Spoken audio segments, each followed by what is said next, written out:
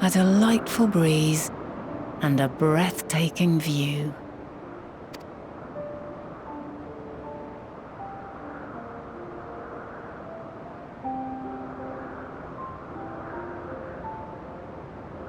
What is it like in the future? Is the world still a beautiful place?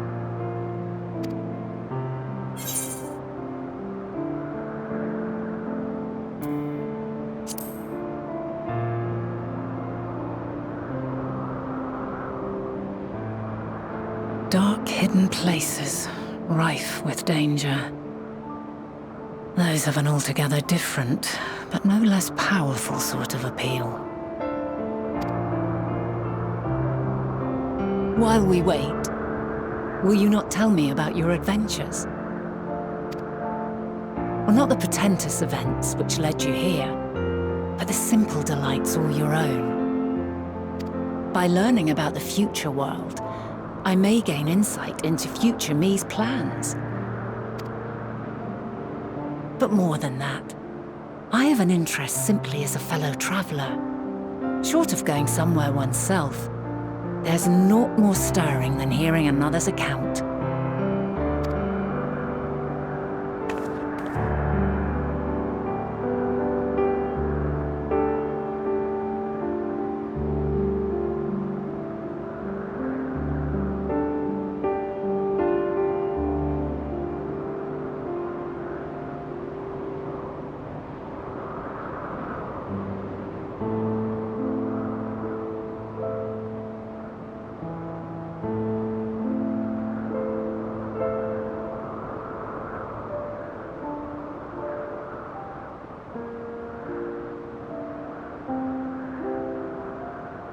Incredible! Would that I could have been there to see it.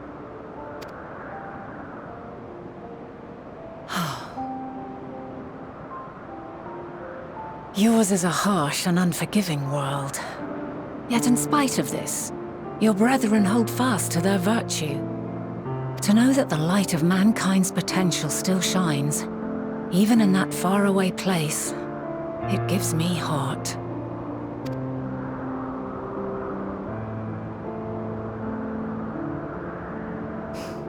Thank you for regaling me with your tales.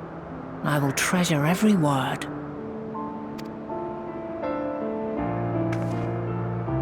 As you know, I was once a scholar. And among other things, I sought to understand the workings of the world. What exactly is ether? How formed the laws of nature? Whence sprung mankind? Riddles and mysteries beyond counting. Over the years, I have managed to find answers to some few of them. Yet rather than attain a sense of mastery, the more I understood, the more I came to hold the world and its miracles in awe. We too are miracles, each and every one of us, born of the warm breath of life that traverses the heavens, swirling through eternity. When I fully grasped the improbability of our existence, nothing felt impossible anymore. If it could be imagined, it could be done.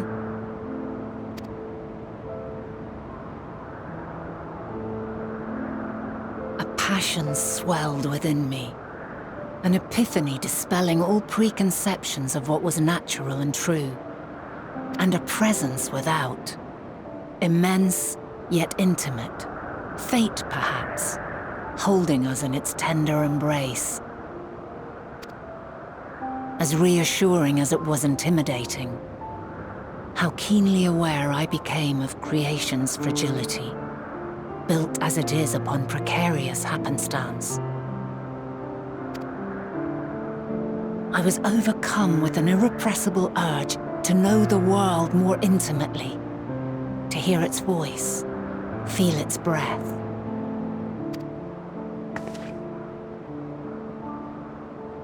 I ventured forth on a journey that very day, so very long ago now.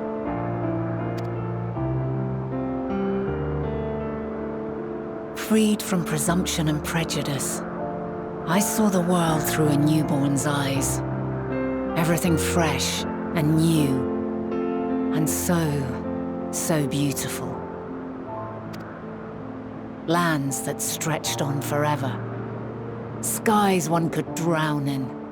The heartbeat of nature, silent yet strong. And amidst it all a people. Beacons of light and life. Laughter that warmed my heart like naught else before. They are my meaning, and my purpose, my love. And so long as they need help, I cannot return to the star. Perhaps my future self is still waiting for it. The moment she can let go and walk unto the end. Safe in the knowledge that man will find his own way.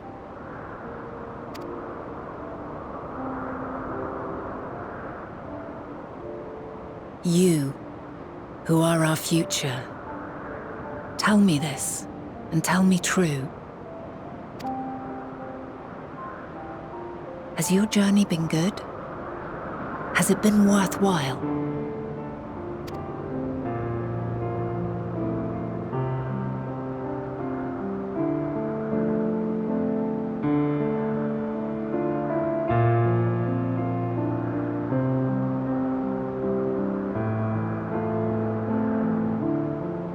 Pray forgive my lateness. My observation subject was rather irritable, and it took a while to settle it down. No need to apologize. Your work takes precedence. Besides, we had a pleasant conversation in the meantime. You're too kind. Now then, I'm told you wished to ask me some questions. Indeed. I've an interest in one of Hermes' creations. Meteon.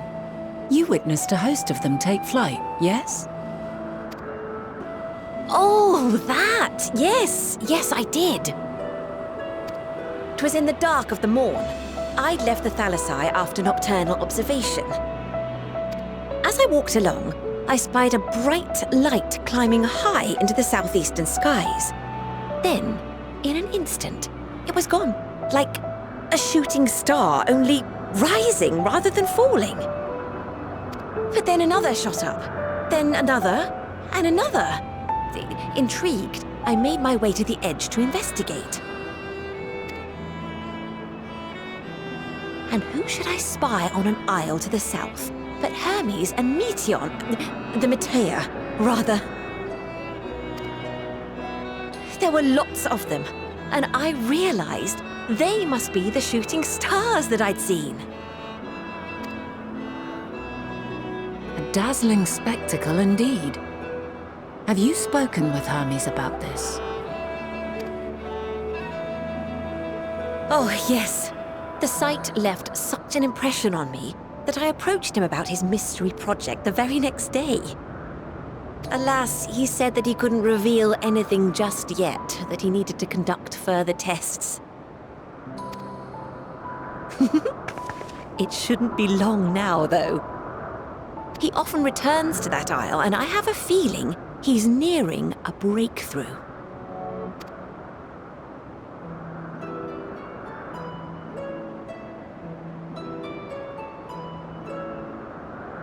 Splendid.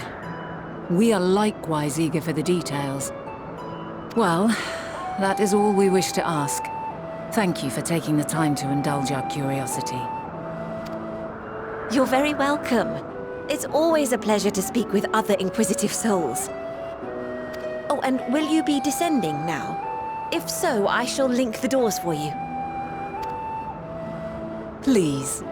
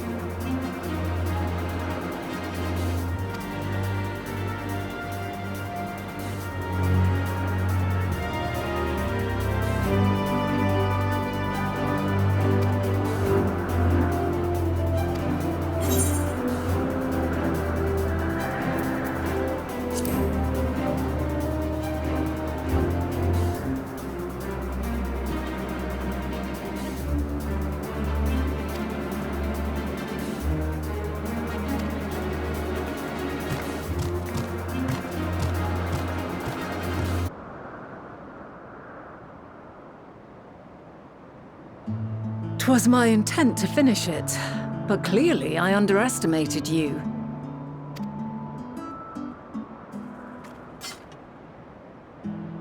One would think I never learn. I made the same mistake with Azam when we first sparred. Despite being less than half my age, her strength was astounding. As is yours. 'Tis plain you have weathered considerable hardship. Far more even than your tales would suggest. It seems we have both learned much on our journeys.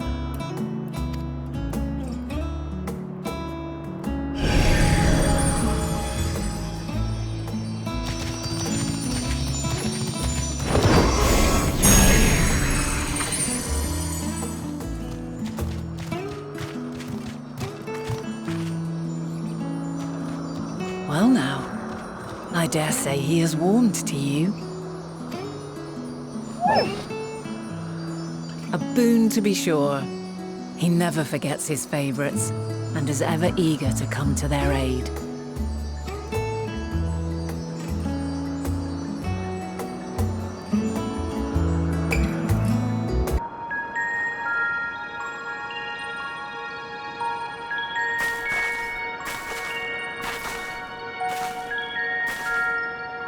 Quite a small place, lacking even the most basic equipment.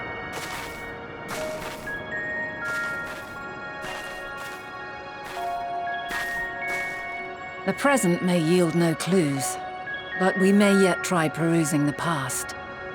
Have you done this before?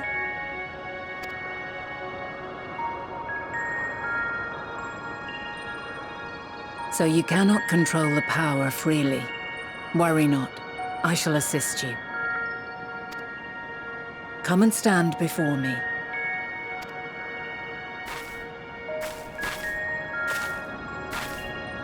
There are two ways to see the past. The first entails peering through the walls of the soul in the moment a subject is recalling a memory. The second requires no subject, and is instead a process of piecing together an event from ripples left in the ambient ether. As memories are etched upon the ether of the soul, so too are they etched upon the ether of the world. In this way can history be preserved. Such memories are given to fading, however, and can prove challenging to visit. But come, let us try. Close your eyes.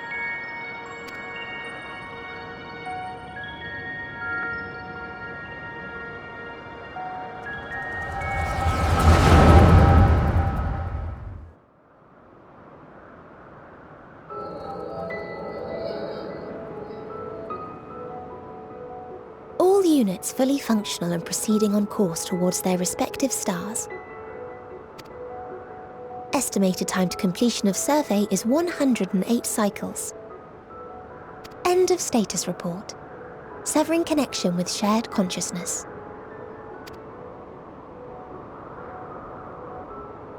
Did you hear that, Hermes? All is well.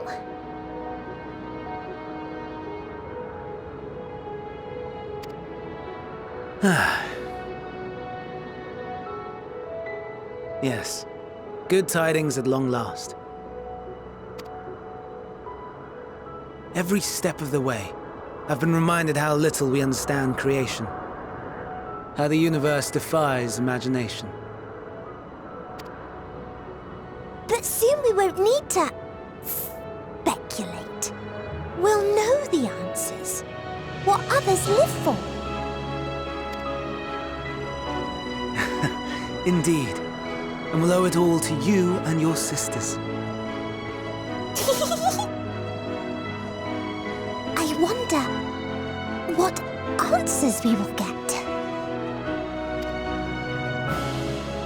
Whatever intelligent beings that exist out there are bound to be vastly different from us. Diverse in form and culture, possessed of unique ways of thinking. Their conception of life and its purpose will be no exception. Completely and utterly unlike ours. Utterly unlike. How? I have no idea. Yet whatever answers we receive, I will not dismiss them out of hand. No. I will think earnestly on them all. And I will share them with our people, that together we may contemplate our own existence. Perhaps then our star will become a better place. Not only for man, but for all life.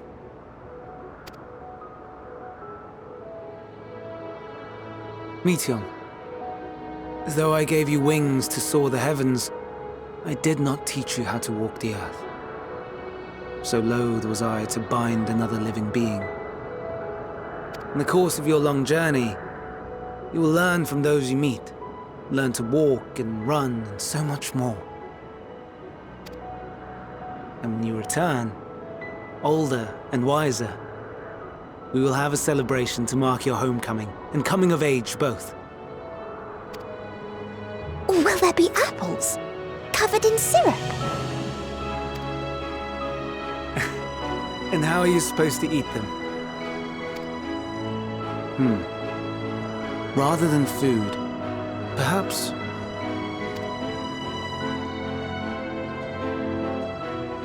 a flower. Yes. Upon your return, I will gift you a beautiful flower.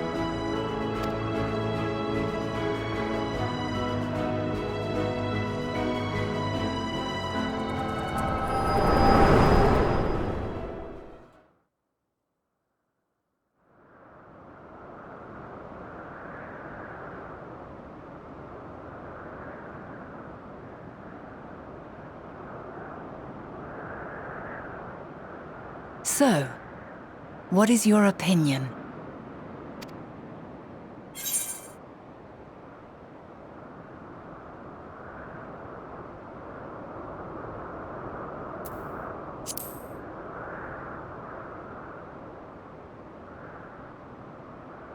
I'm inclined to agree.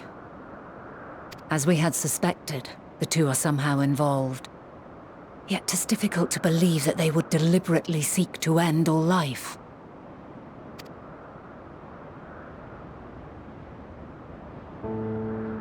In light of this, I propose that we reveal your tale to Hermes himself.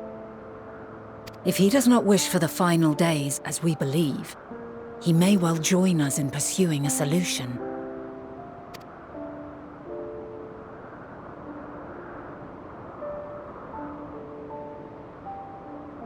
Then it is settled.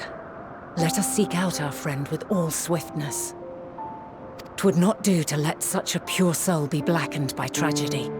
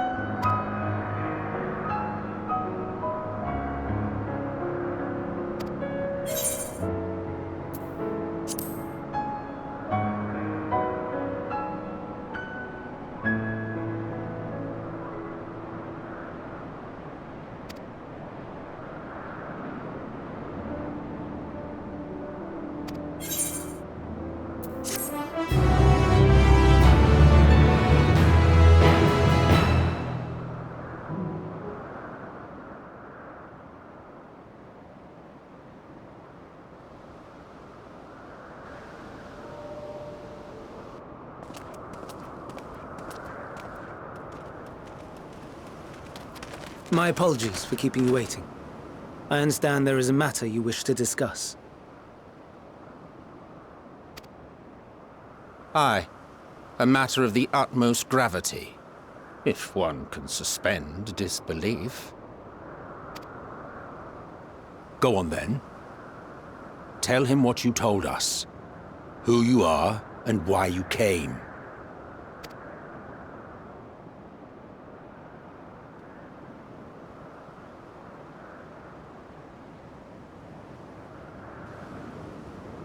The final days.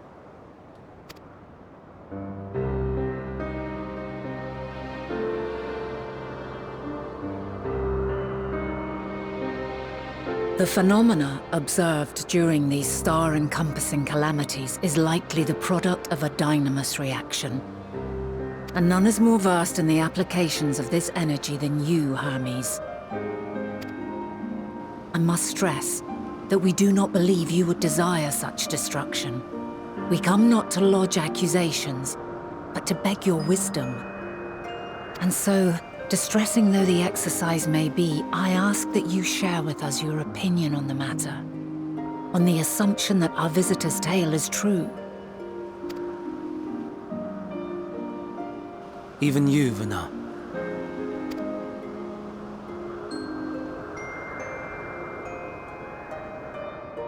As you say, the phenomena observed in the two calamities may both be attributed to dynamis. Of note is the difference in its effect. In the first final days, it warped creation magics. In the second, it warped the people themselves. The key variable, I suspect, is the etheric density of the men of each age. As you know, ether, in essence, negates dynamis. Harboring high concentrations of ether, we ancients cannot readily manipulate dynamis, nor be manipulated by it. Therefore, rather than ourselves, the calamity affected our magics. In contrast, having been sundered, the people of the future are composed of but a fraction of our ether. Thus are they susceptible to the influence of dynamis and its transformative potential. But that would explain only the mechanism, not the cause. Though perhaps... What is it? Even should it be a hypothesis, we would hear it.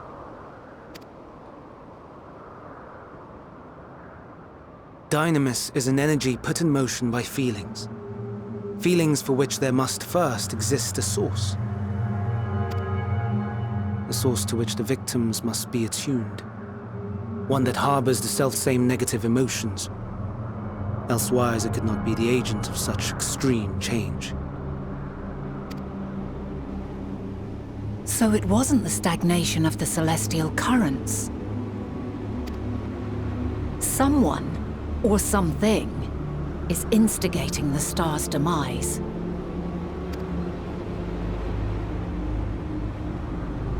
So, we've a villain on our hands after all. Any idea who or what it could be? The celestial currents comprise the outermost layer of the star's ether, encasing it like a protective sphere. According to your tale, it was where the currents were weakest that the phenomena first manifested. If the inciting factor came from without Aetheris, then its effects would first be seen in those locations.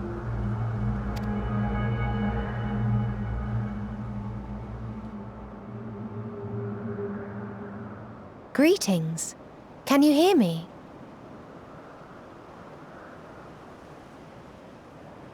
Do not be alarmed. I mean you no harm. I wish only to hear your words, your feelings, know your thoughts. May we please be friends? Meteon. What is it? Executing scheduled task, suspending individual self and connecting to shared consciousness. Connection established.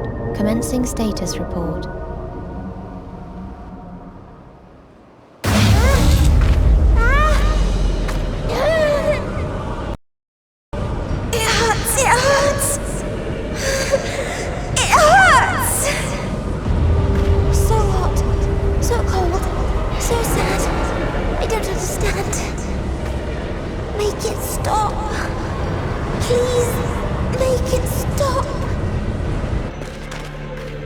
Steady, Meteon. Steady. So scared. So lonely. The pain. It It's too much! Why? Why do we... They hurt! Hate! This is wrong! All wrong! She's gone? But how? She has altered her etheric density in order to blend in with her surroundings. Confrontation. Most effective. Frustratingly so. I can't see her either. Not even a trace. Stay away. Please. This is wrong. My mistake. So please. Are you all right?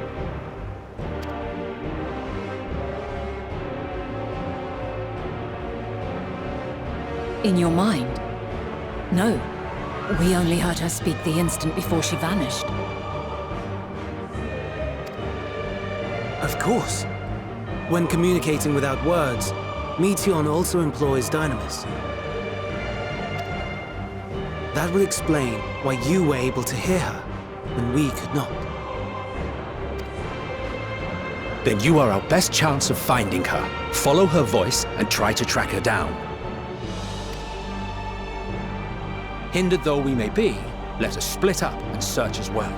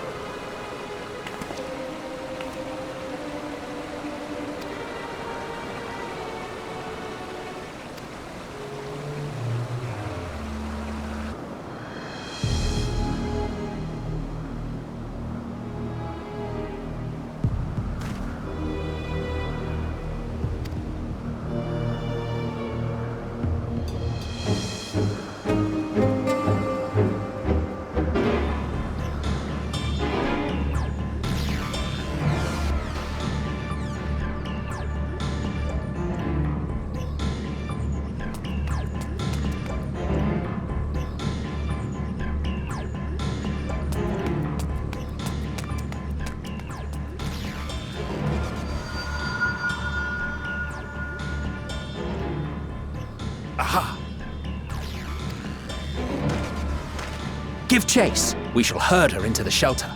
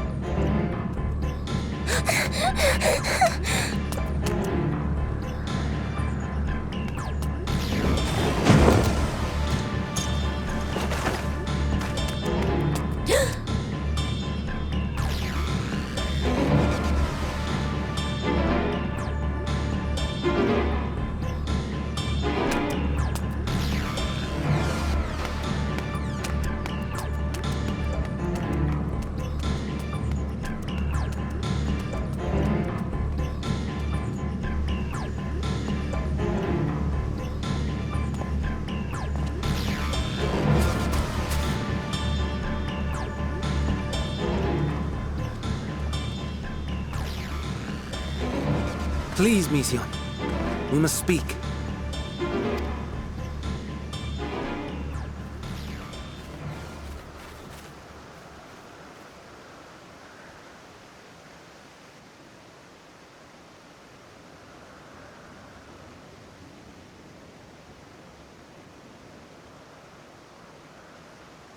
I'm sorry, Hermes.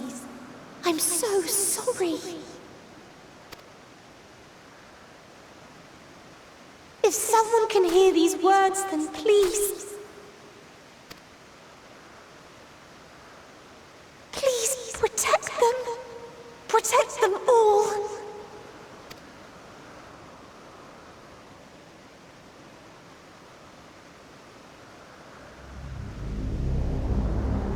Individual self-suspended. Connection with shared consciousness stable. Our survey is complete. We shall now report our findings.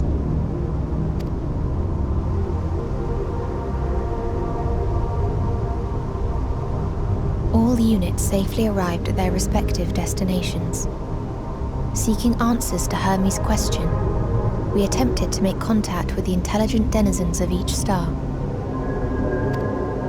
Results are as follows, in order of numerical code. Enna. Traces of civilization found. Structures believed to have served as domiciles. No extant life forms detected. Dio. Ruined remnants of buildings scattered across star, surface of which is encased in ice. Presence of life could not be verified. Tria. Evidence of large population centers, akin to cities recovered. No extant life forms found, only their lingering essence. Tessera. Edifices surmised to be abandoned residences found. No extant life forms detected. Deadly plague or extreme environmental degradation likely to have led to mass extinction. They are all... dead. Octo. Star found in state of violent conflict. Contact successfully made with inhabitants, but deployment of weapons of mass destruction resulted in total annihilation of local population shortly thereafter. Inea. Star is a barren desert. No identifiable flora found. Bones of living beings resembling men discovered beneath sands, but determination regarding their intelligence inconclusive.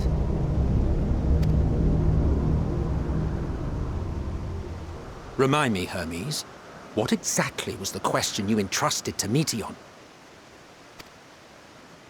I tasked her with asking what others live for. What gives their lives meaning. Did you consider what may happen if the premise of the question is flawed?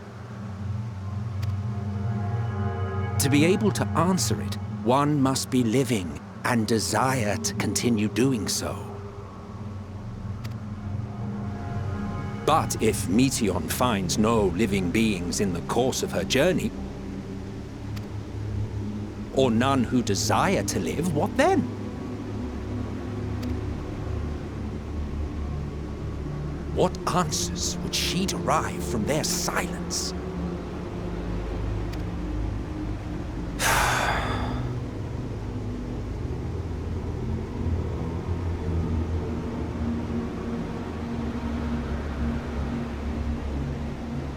Meteon, enough! Suspend your mission and return hither at once. Decapente. Local civilization once flourished under auspices of higher power. Said power later laid waste to civilization in fit of rage. Upon revealing this to me, entity elected to self-terminate in lieu of providing answer to question. No other intelligent life forms found.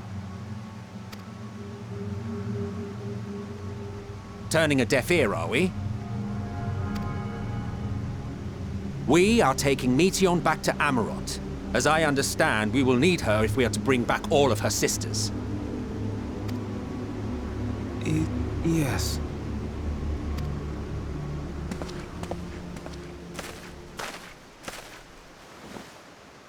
Meteon.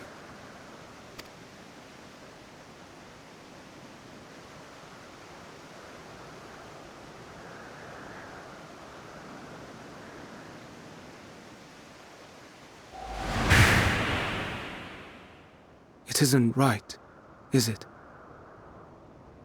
It isn't right to turn away from the answer. Even if the answer is pain.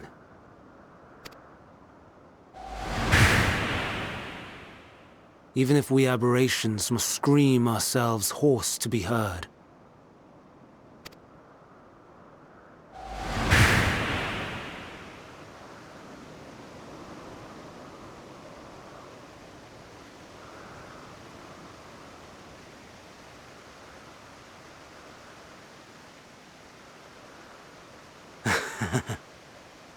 Aye.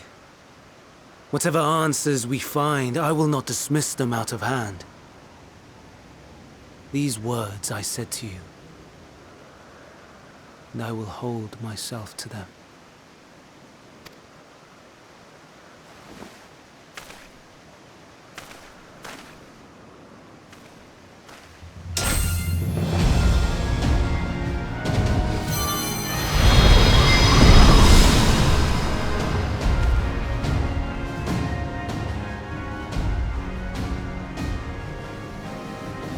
What is the meaning of this? You cannot take Meteon, not until she has finished her report. All else must wait.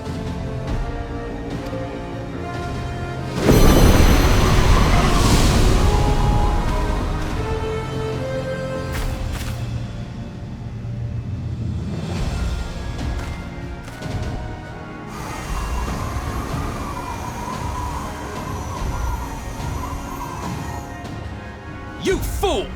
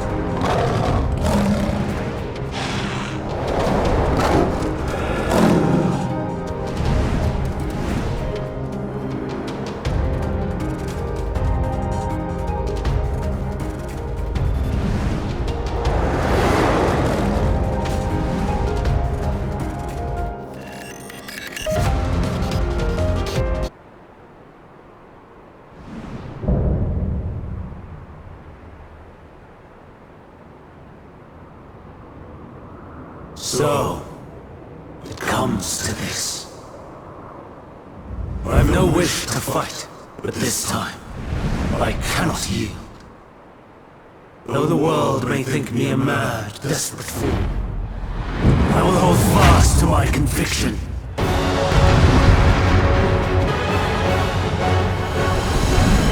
Now, my power.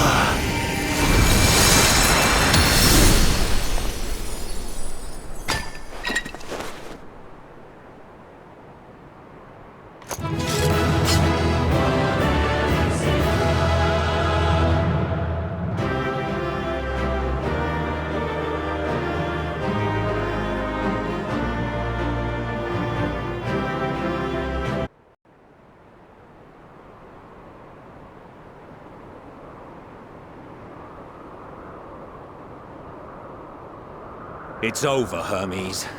In the name of the Convocation, I hereby take Meteion into custody.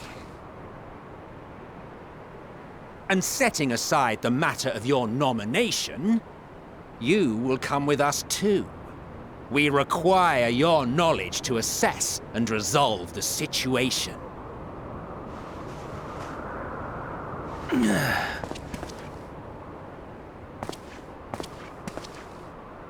Meteion, I am so sorry. Would that I could have listened to your report in full. Reflected upon its meaning and conveyed it to others. That they might reconsider their chosen course. But I have failed. And that wish will never be realized. However,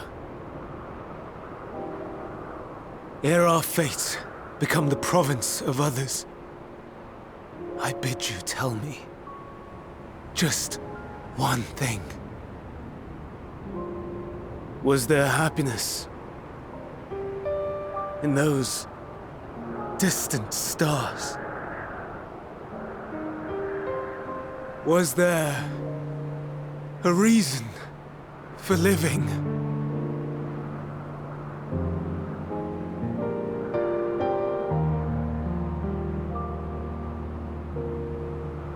We conducted our search as per your instructions.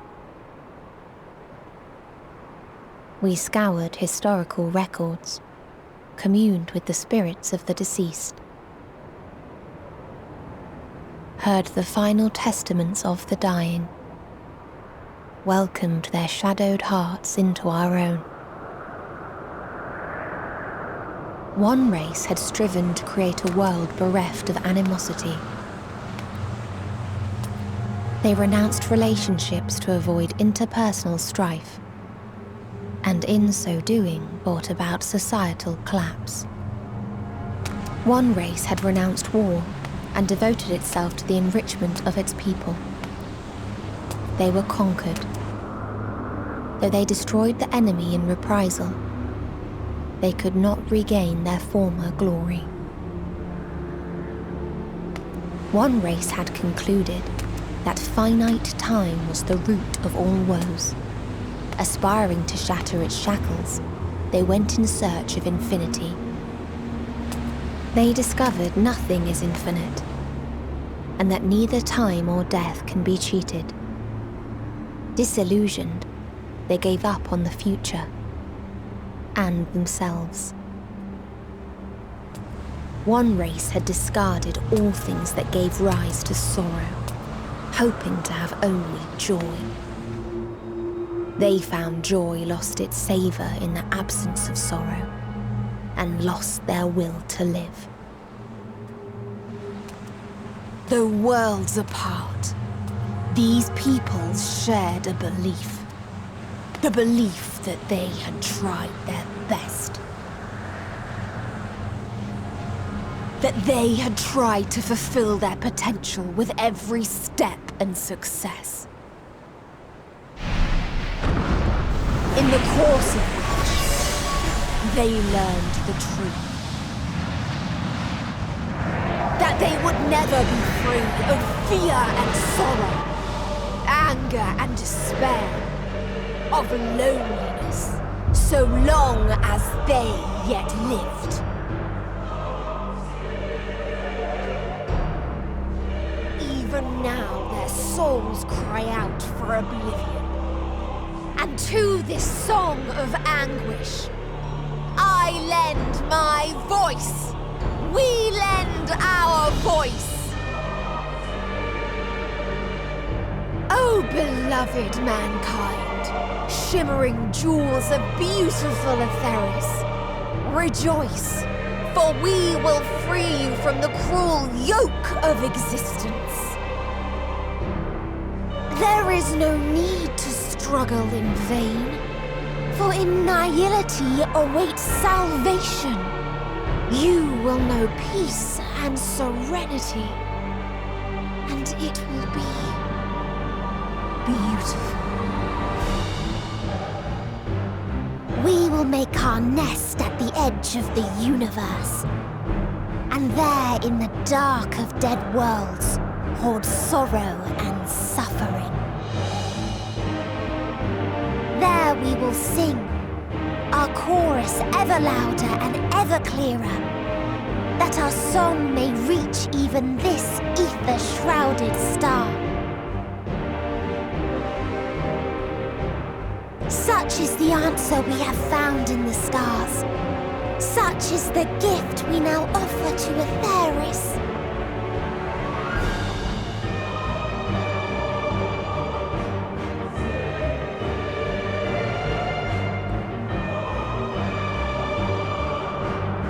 Who are you to decide our fate? To decree we live or die?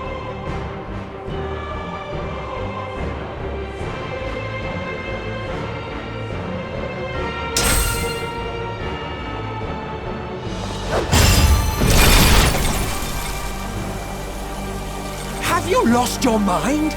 You heard what she said. She means to destroy us all, yet you'd still take her side?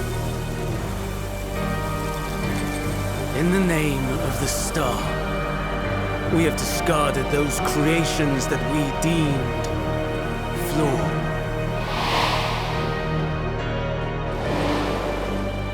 If we ourselves are flawed, it does not stand to reason that we too should be discarded.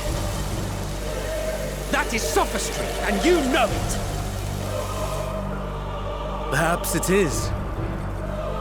Perhaps I am wrong. Who is to say that you are right?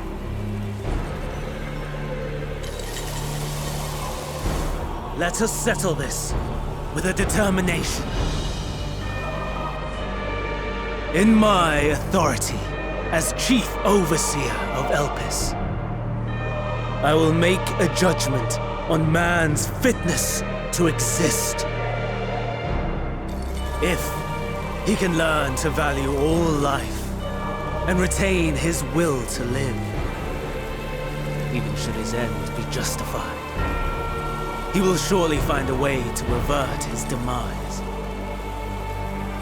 If not, he will perish in stone. As with all determinations, provisions must be made to ensure fairness. Kairos! Awaken!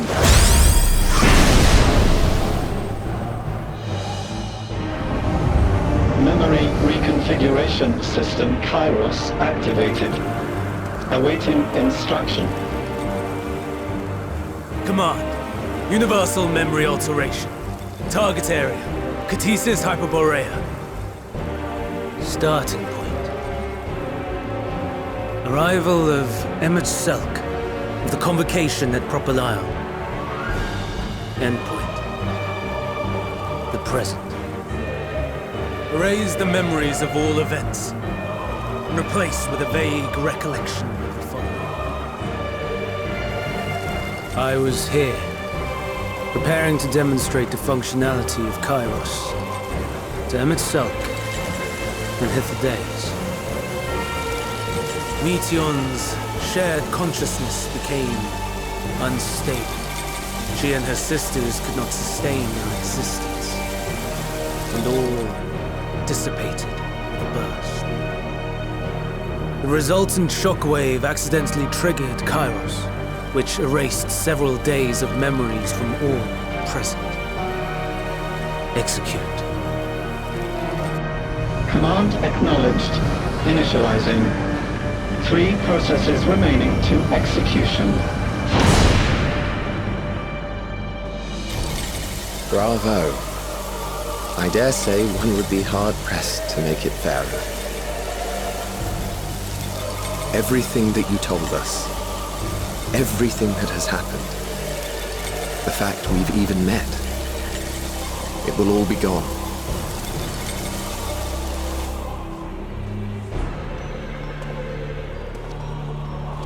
Go, Meteon, to the edge of the universe, where none can reach you.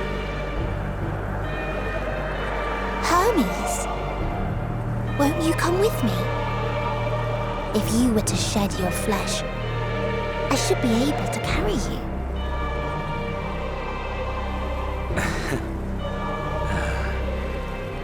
I will remain. As a man, I will oppose the oblivion you bring. Silly fool. Had you said yes, I would have granted you the gentlest end.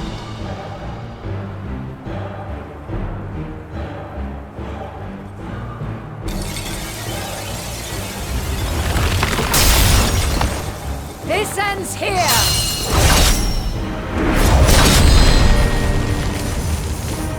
Fly, Meteon!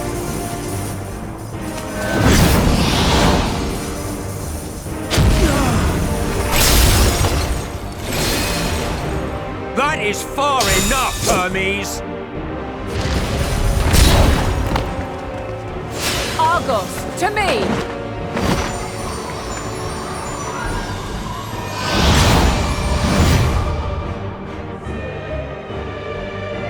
First process complete. 2 remaining to execution of memory reconfiguration. As if we needed more pressure. No matter what, you cannot forget what happened today. For it is the key to saving your future. Your world. This fight is our fight. What comes after, our problem to contend with. Not yours. No. Your own struggle awaits. And no one else can take your place. You must flee this place with your memories intact. And I will see that you do. Now then, where is it? There you are, my little confluence.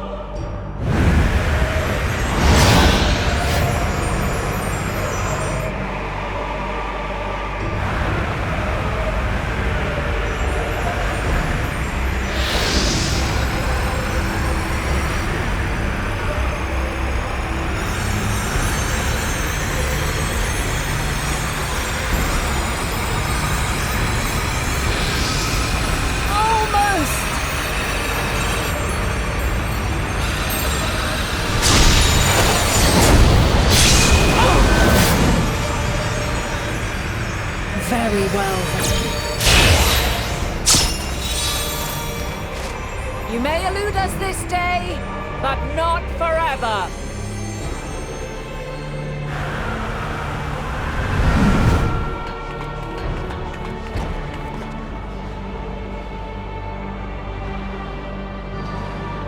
Meteon's gotten away. Second process complete. 1 remaining to execution. No time for brooding. Listen well. Beyond lies a spatial confluence that connects the interior sections of this building. I will destroy the confluence and force open a way outside. When I do, you must jump through.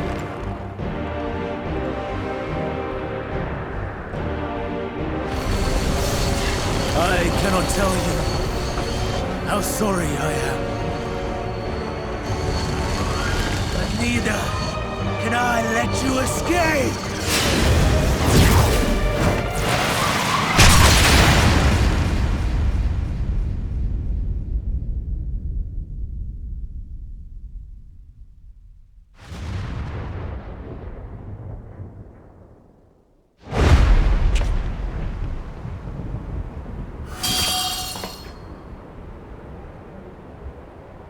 Too brave by half.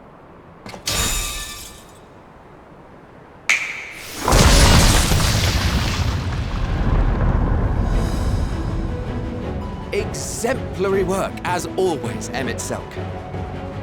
What? But how? I thought the confluence was... Over there? Yes. We were rather hoping you would. It was never anywhere but where it is now.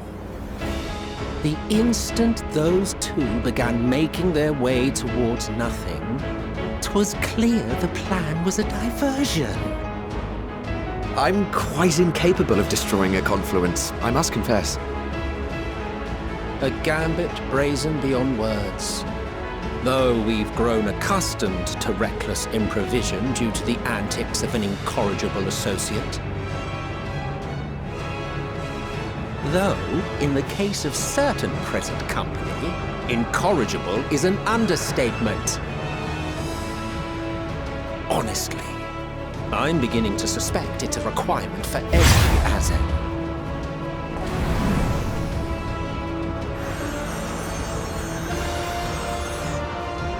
There's no time!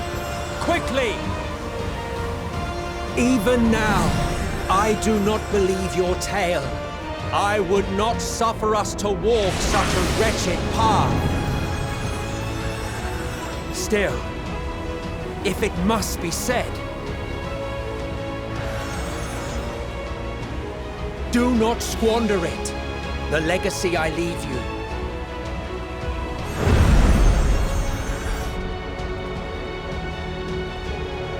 Final process complete. Executing universal memory alteration.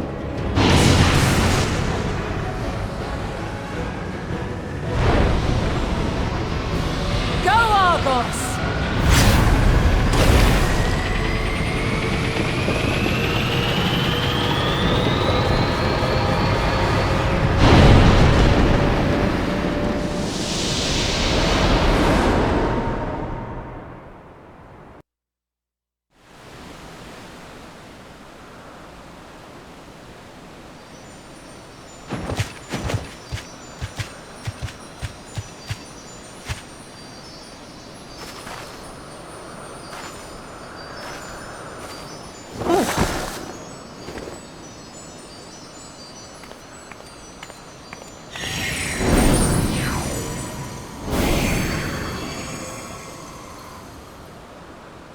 I'm fine.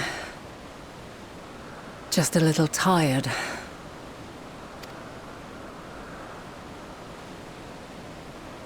Can it be true? Are we the only ones left who see beauty in the world? In life? Are the stars above no more than husks of fallen civilizations?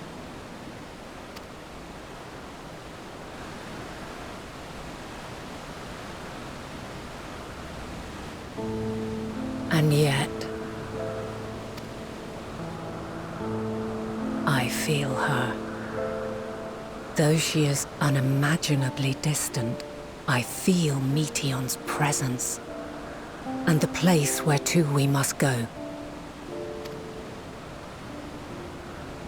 Ere she made good her escape, I placed an enchantment upon her, one which allows us to follow her trail. She has already left the outermost bounds of Aetheris, and continues on her way. Given the vastness of the universe, it will still be no easy feat to track her down. But thanks to MSQ and his Ladeus, all is not lost. We remember. So long as we remember, our fates remain ours to shape.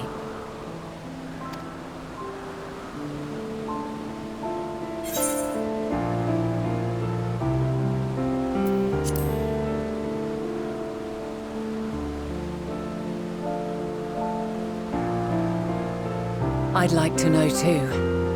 Let us ascertain the situation at Cutisis Hyperborea, where they should still be.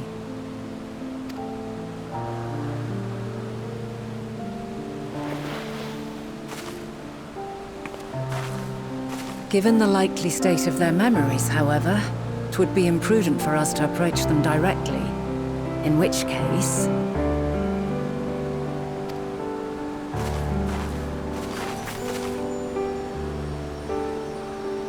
I am sorry, my friend.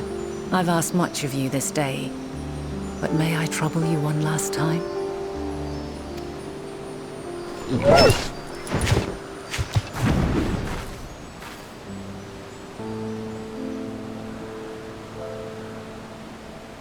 Argos will investigate in our stead.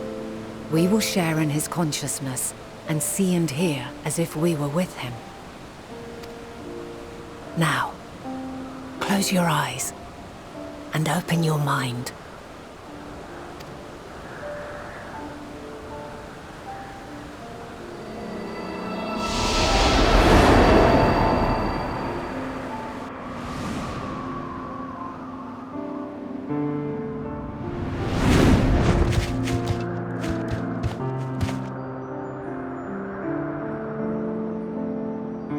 Thank goodness you are unharmed. Unharmed? There is a gaping hole in my memories. I can scarcely remember arriving here in Elpis. Forgive me. I was preparing to demonstrate the functionality of Kairos to our guests. But Meteion, her shared consciousness became unstable. And she...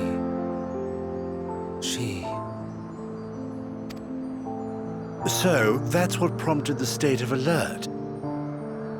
And when you went to investigate, you were caught in Kairos's accidental operation. So it would seem. It's all a blur to me. Such an unfortunate accident. Oh, and what of Venar and your other companion? You went inside together, as I recall. We did?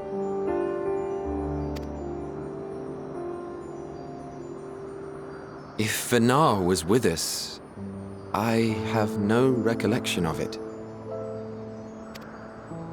But that there is her familiar, is it not? The fellow seems happy enough, so I think it's safe to assume his mistress as well.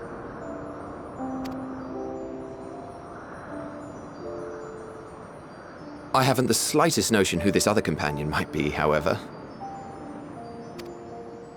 Ah, well, that individual struck me as a bit different, for want of a better word.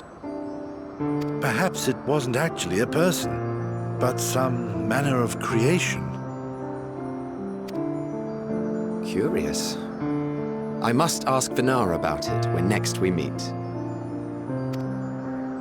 Yes, you do that. Now, if we may tend to Hermes, whatever this Meteion did, it seems he bore the brunt of it.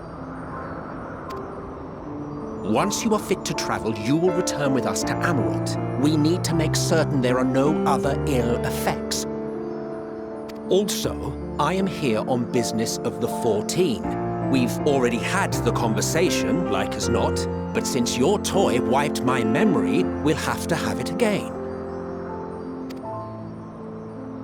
Yes, of course. As you see fit. This Kairos, it manipulates memories through the emission of etheric waves, correct? There is a theory which holds that memories scoured by blasts of ether are restored when the soul is cleansed in the underworld. If true, then perhaps when our time comes to return to the star, we shall remember these few days we have lost. I doubt aught of interest occurred. Look forward to the revelation if you like, but I should prefer to reminisce on more meaningful moments.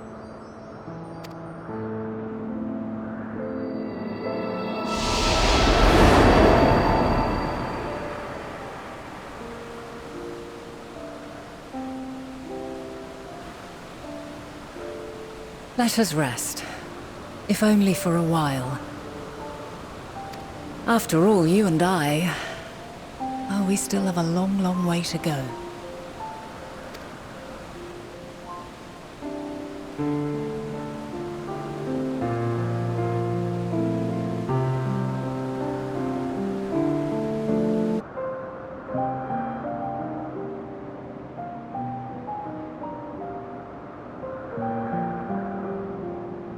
So, it is within.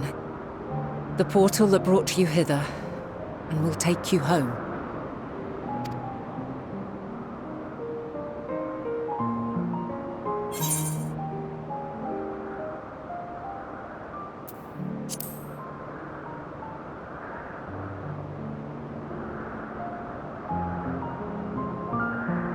May you and yours emerge triumphant.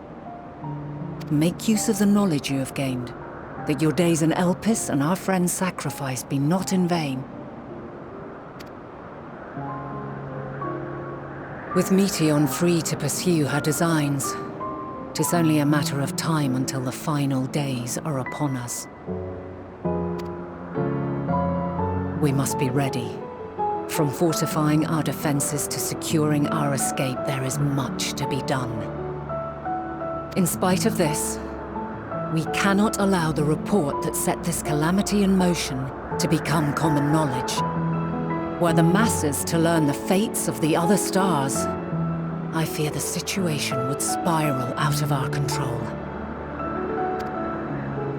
I must carefully consider who can be trusted and bring them into the fold.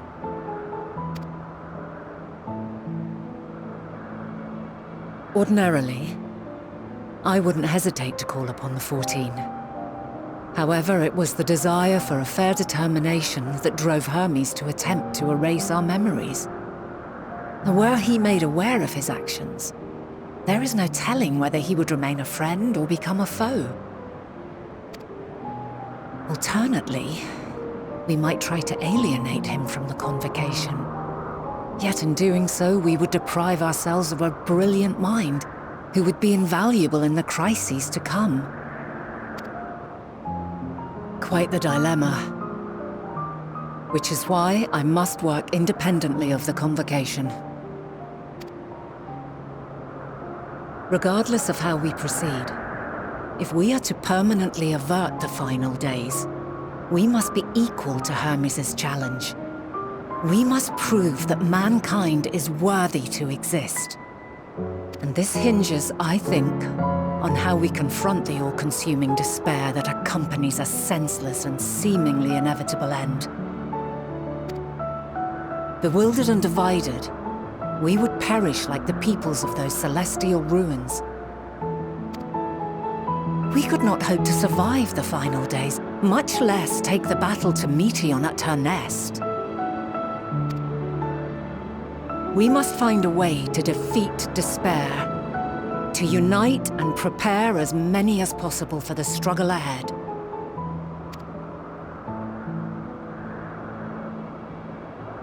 Heavy will weigh the burden of guiding this legion of souls. Yet I have faith in mankind's potential. As long as he believes in himself, there is naught he cannot achieve. So I will not give up on him. On us. You may find your world to be very different. Or perhaps the erasure of our friend's memories has sown the seeds of a conjunction between us. We cannot know until the moment is at hand. So shall I strive to do my best, taking naught for granted as I walk my path.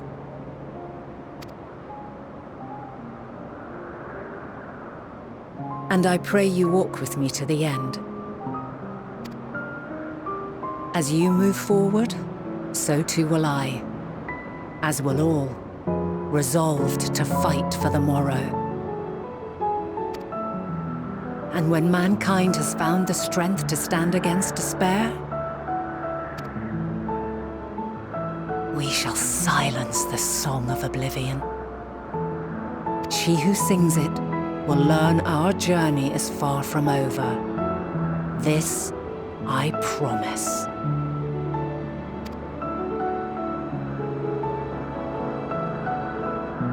Fare you well, my light of the future, till we meet again.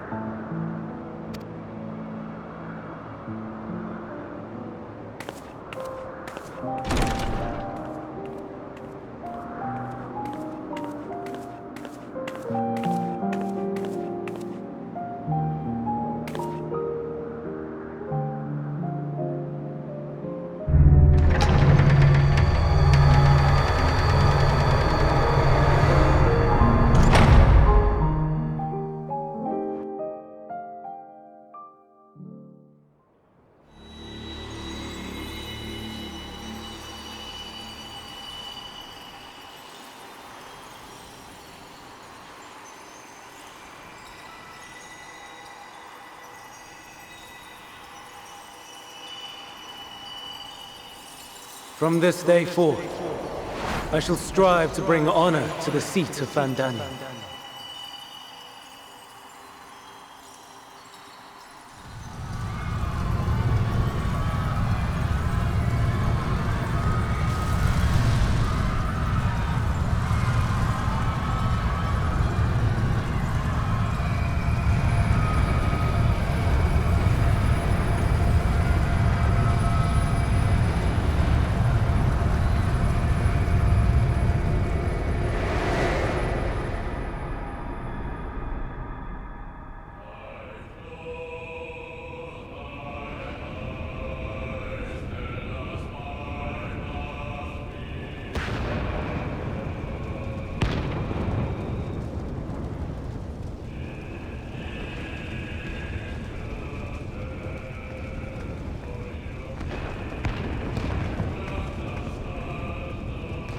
Even now, I remember standing there, locked in a moment where the sky is aflame.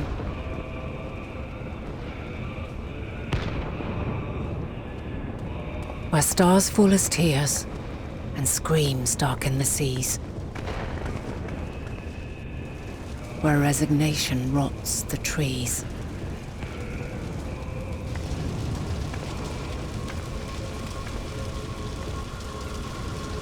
Where terror twists magics into abominations. Such is the lament of they who have gone before. The song of they who tried and failed to create a better world. The song of the end.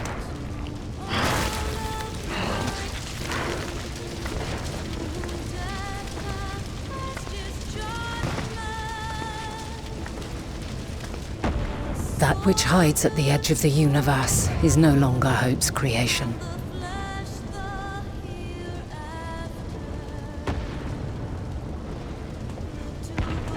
It is hopelessness incarnate.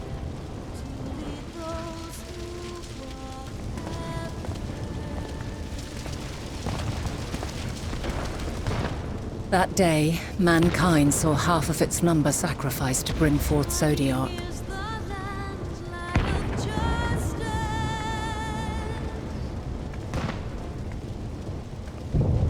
And covering the star in a shroud of ether, we forestalled the final days.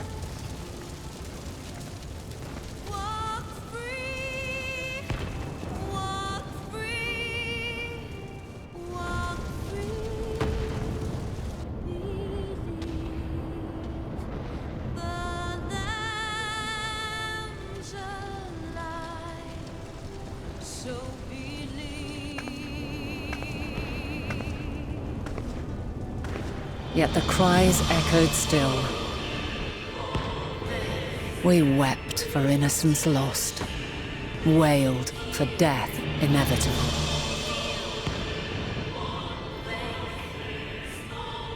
A reality too terrible to bear. And for too many who sought comfort in gilded memories of joyful days and tranquil nights.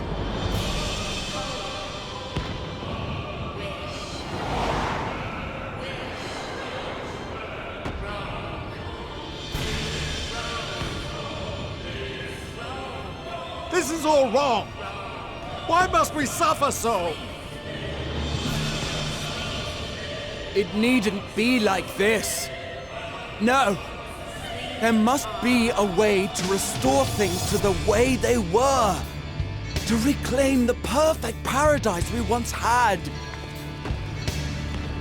No, my friends.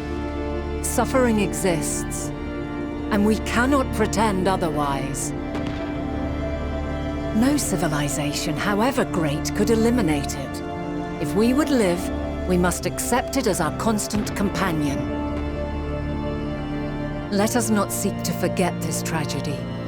Let us carry it in our hearts, that we may grow stronger and know true happiness. We can't accept it! We won't accept it! It will be ours again! A world free of sorrow! No, it will not. For there has ever been sorrow. Mankind was but spared its biting sting for a time. So please, open your eyes. To try and reclaim those lives we lost by sacrificing yet more isn't wisdom. It is weakness. No paradise is without its shadows. If we cannot accept this truth and learn from our pain, then our plight shall be repeated.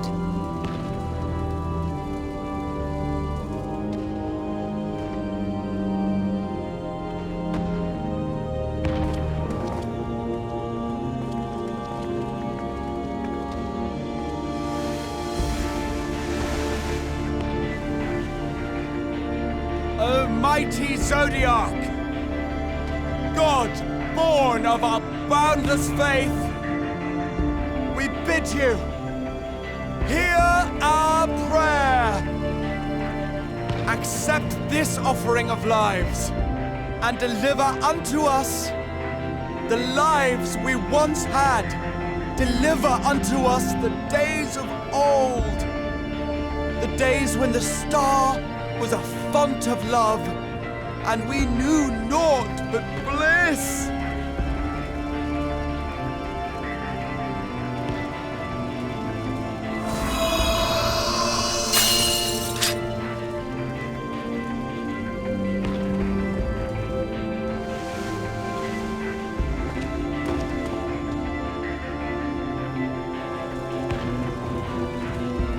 You would destroy it? Our beautiful world?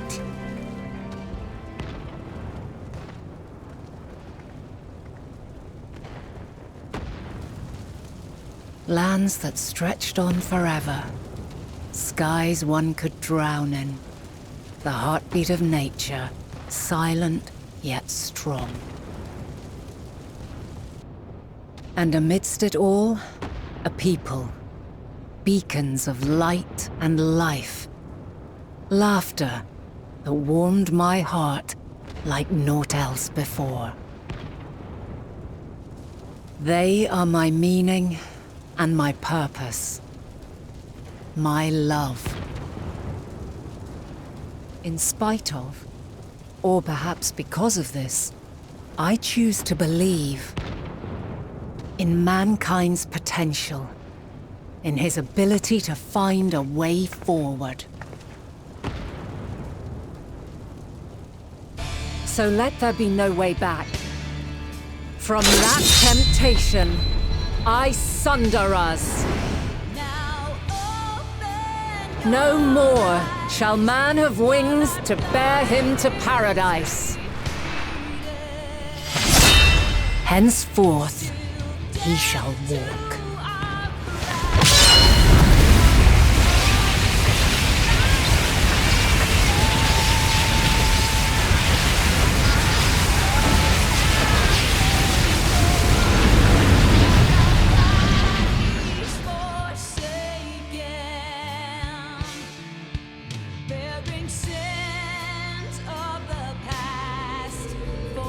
Future is taken.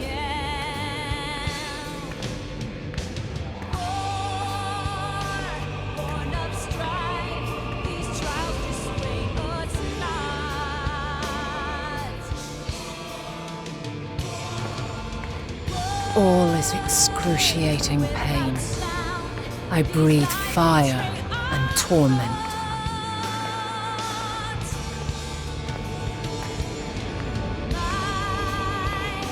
I birth a world of suffering to mire and plague.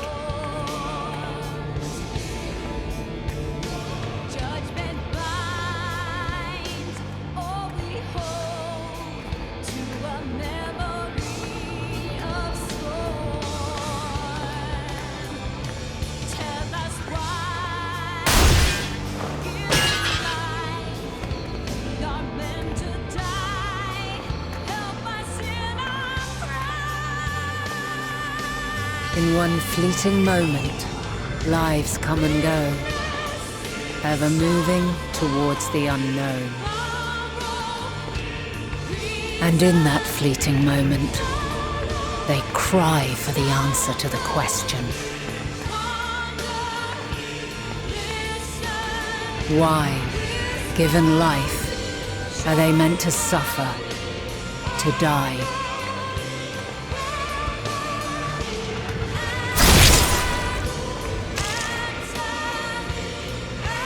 As fragmented, imperfect beings, yours is a never-ending quest.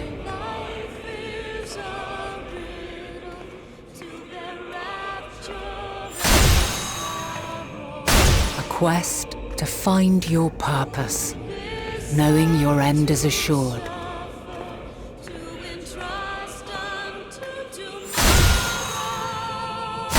To find the strength to continue when all strength has left you. To find joy, even as darkness descends. And amidst deepest despair, light everlasting.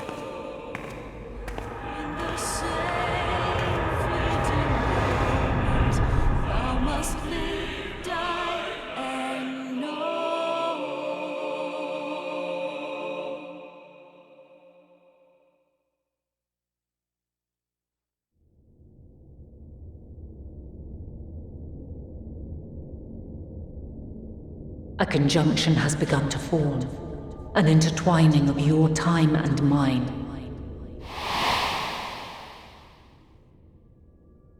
When you truly understand what is at stake, and your journey has prepared you to surmount the insurmountable, then shall I honor the promise made in another time, another age.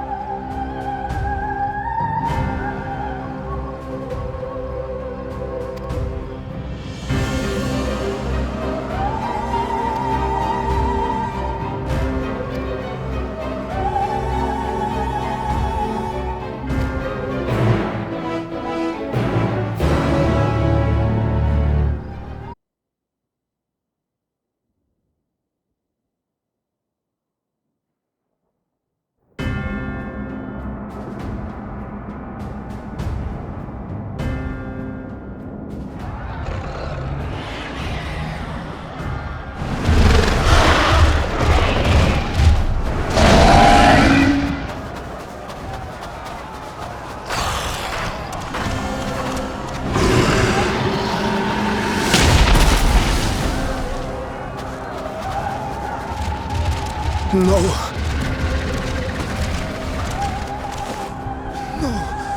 No. We were promised an escape. Not the same you who fled.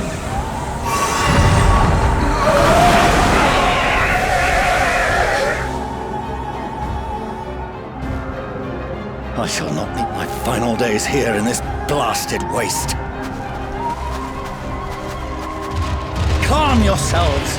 Your panic is our greatest enemy. Come, we must build a line of defense.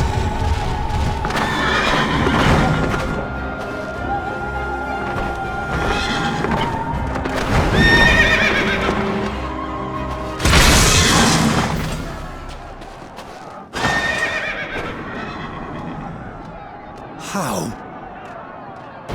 Leave the fighting to us, Father. You must lead the people to safety.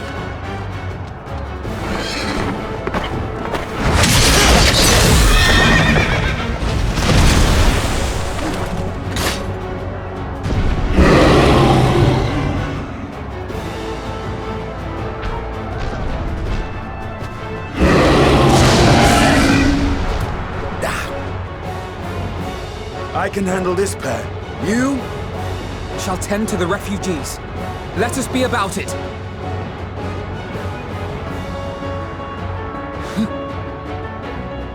As you wish, my little lord.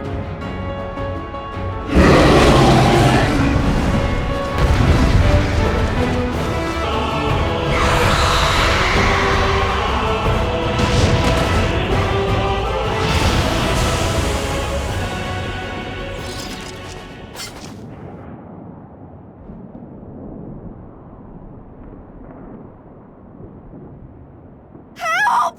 Someone, please! What?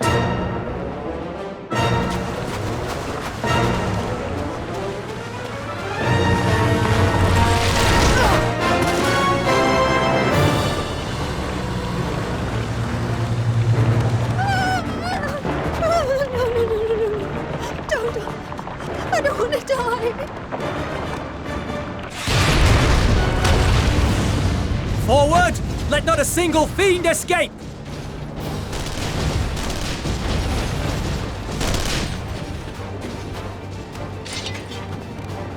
Wait, that's... Euless and the army. So, you've recovered then? In time enough to be of aid, for once.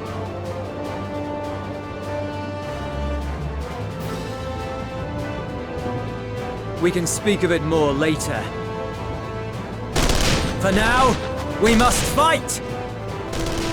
To repay your salvation in kind, or with better! For Garlemald has her pride!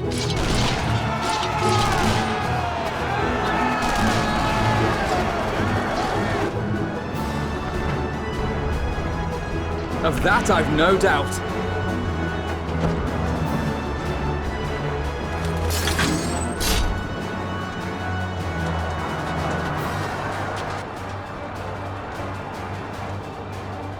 Good gods. Of all possible saviors, the Imperial Army. Oh!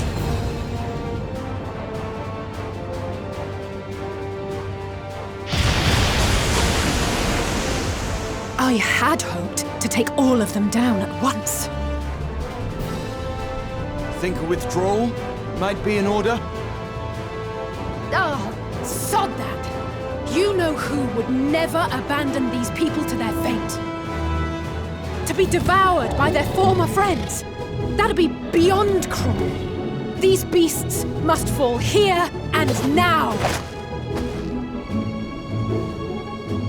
Well then, I'd say it's high time we threw caution to the winds. So long as you spare me the heroic sacrifices. Now, let's go!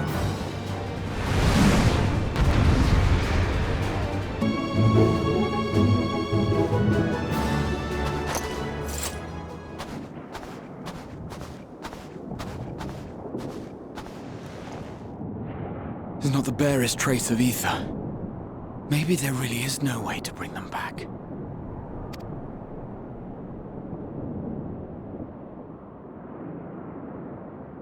Thank you for saving our lives once again. I remember you, from Purusha. You helped us there too, didn't you? Ah, you're from Palaka's stand. I'm glad you're still in one piece.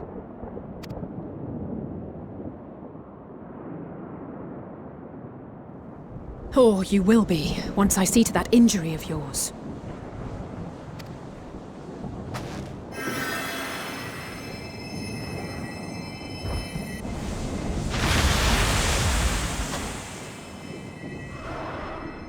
Look out!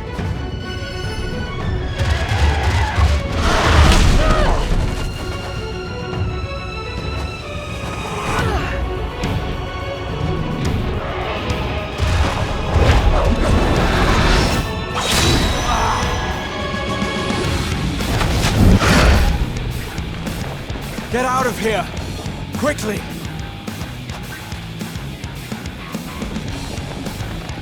I won't lose them! Not a one! This will be a brighter future! I won't let a madman's apocalypse ruin everything we've fought to achieve!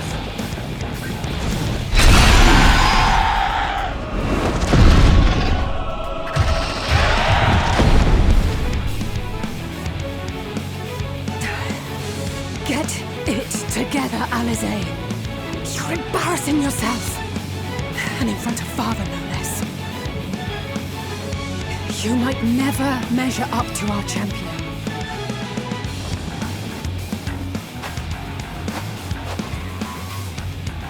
But we ask too much of her as it is. You mustn't let Eorzea's hero fight alone.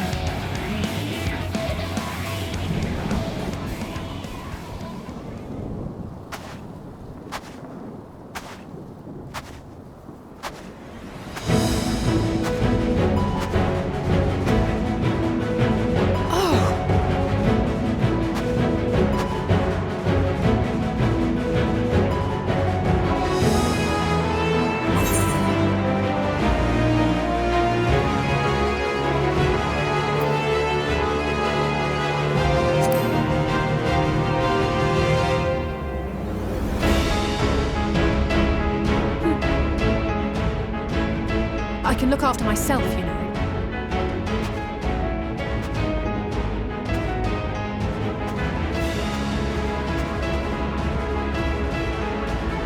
Everything's in order, I trust?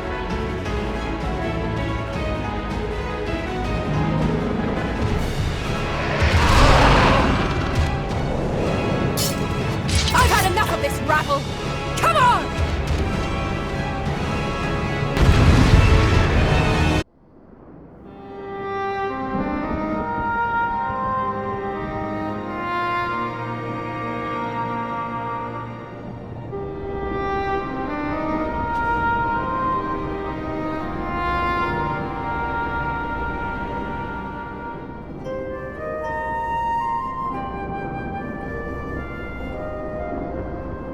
You must board without delay. The ship will depart ere long.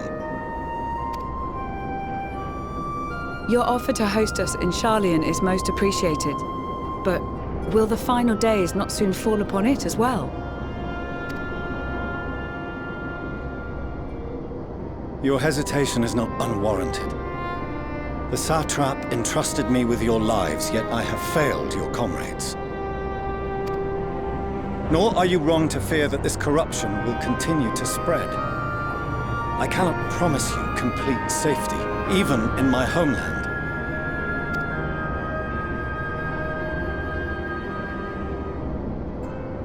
What I can promise is that I will do all in my power to protect you.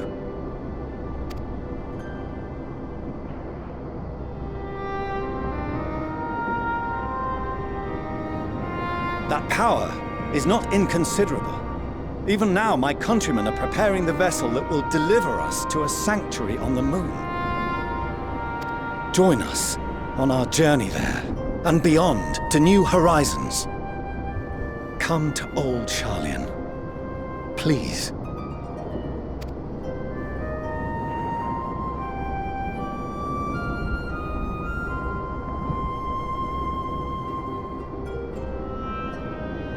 We would be fools to refuse such a generous offer made in earnest.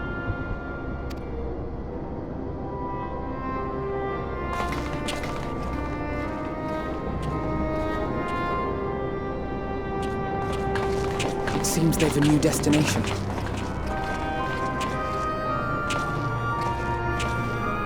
The people of Radzat-Han have known too much suffering. The march to Garlemald will only bring them more, short though it may be. I quite agree. Fortunately, they have you to look after them. Yes. Well.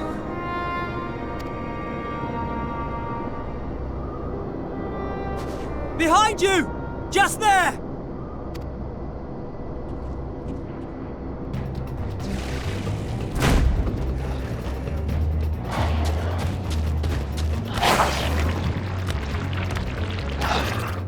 More of them.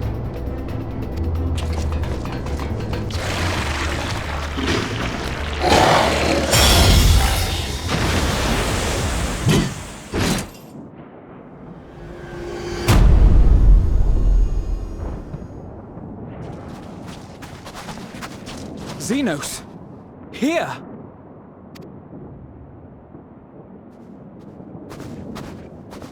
You'll be all right. Hurry to the airship.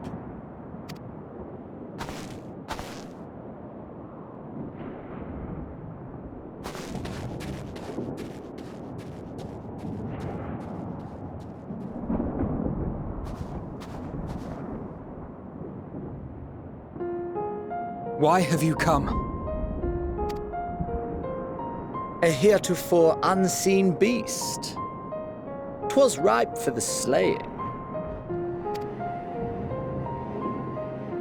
Poor sport, alas. Unfit to temper my blade. Oh, for the love of... You cannot still be on about a rematch. That is, and has ever been, my sole concern.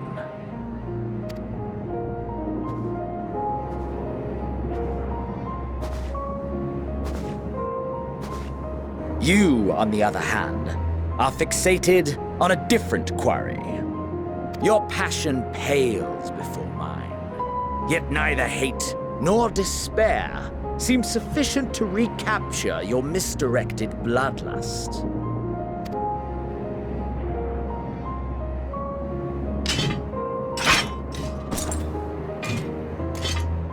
So, I hone my blade, and I wait.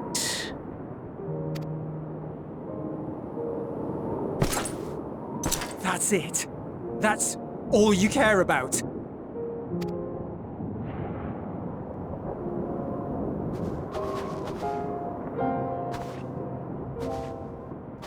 Garlemald is in ruins. Our homeland, the nation you rule, is as good as gone. Along with so many of its people. Not just soldiers like us. Not only those who fought and killed for power and duty. Innocent civilians. Murdered by their own flesh and blood. Lost and confused as they breathed their last. While we who survived with our lives and minds intact were left to freeze to death. The Eorzeans tell me all this was your doing! You slaughtered your countrymen! You did! For what? For nothing, in the end. So much wasted effort. You bastard! For your own sake, Eulus, you must control your anger. It will serve no one should it consume you and see you transformed.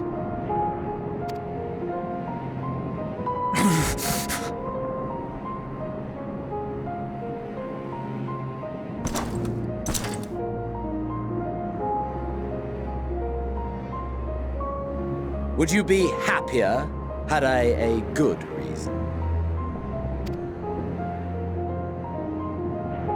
What? If my motives met with your approval, would you no longer resent the outcome? If so, then perhaps a beast's skin would suit you better. Duty, honor, morality. All constructs of convenience when put to proof. Surely the war taught you how easily power becomes the tool of the self-righteous. How the people's justice was merely a means to their ends. Yet you would ask me why. Ask any creature of this star and those above for answers, and they will tell you what suits their fancy. And they would be right to do so. What meaning there is to be found in the petty vicissitudes of your existence must be gleaned by you, and you alone.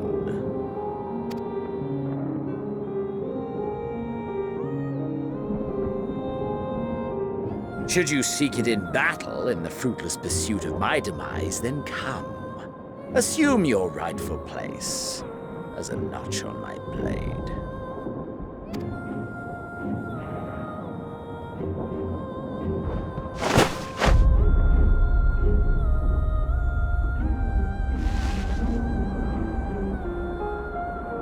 You are a blight on the Garlean race, and there would be no more satisfying way to expunge it than by beating you to death.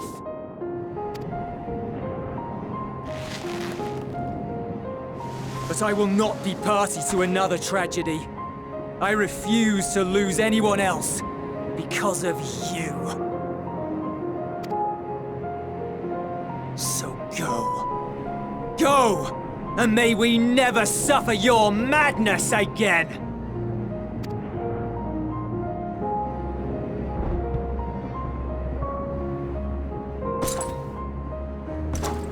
Xenos!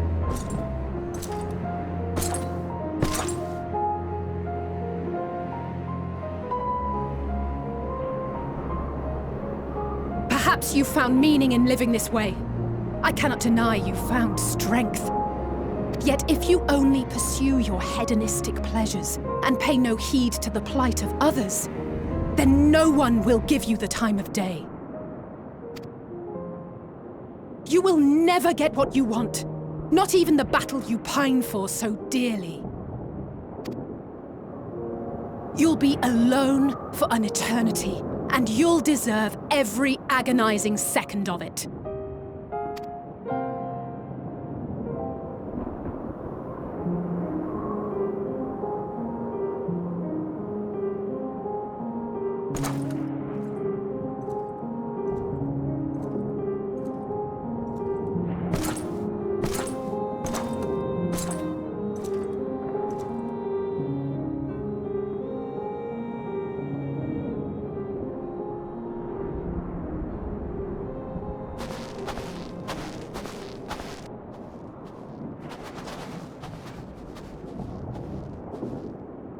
We're ready to depart.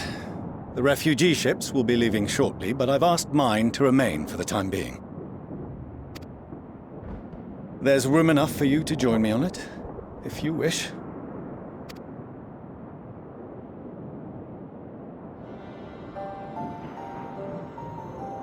Do contain your surprise.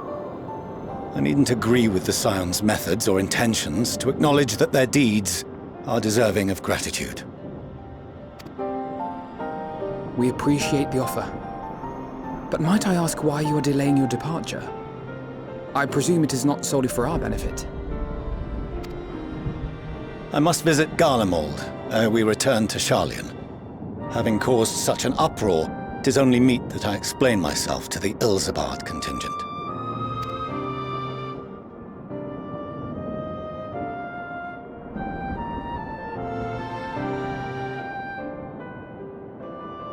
Allow us to accompany you then. We should be glad to facilitate, given our familiarity with all concerned. If you would like to join as well, Euless, we can speak of recent events on the way.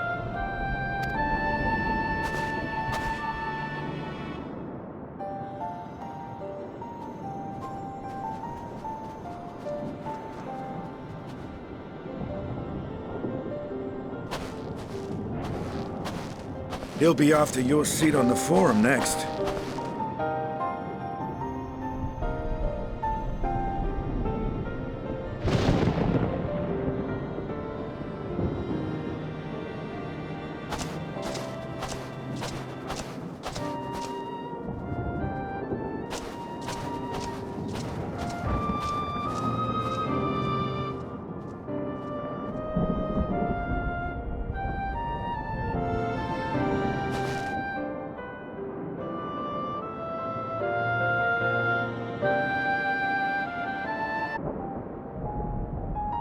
No major injuries then. Good. I briefed the recovered soldiers and sent them on their way as quickly as I could, but nevertheless feared they would not make it in time.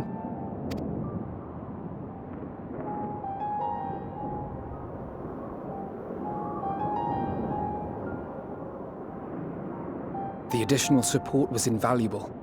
Your men saved more than a few lives.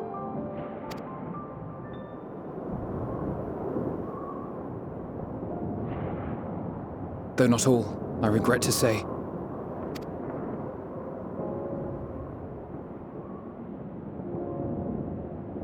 I take it that I'm addressing Lucia Junius. I'm the Forum's envoy, Forchano Leveilleur. And you are owed an explanation for these most dire developments.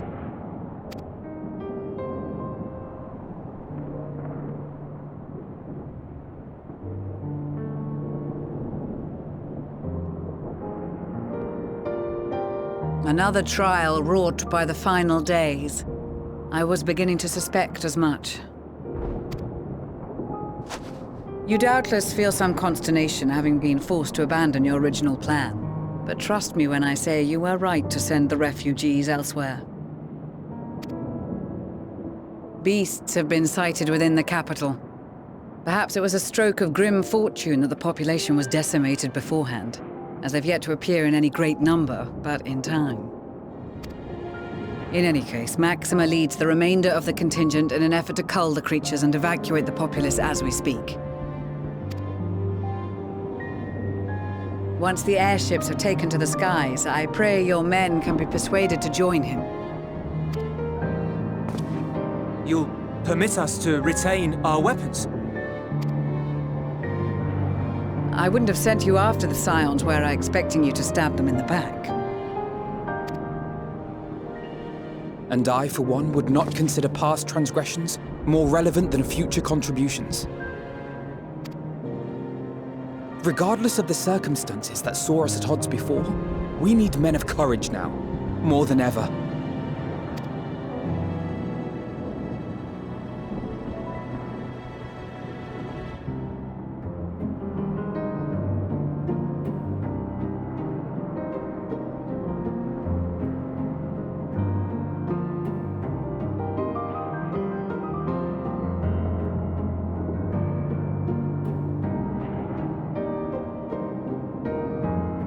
We swore to defend Garlemald, and so we shall.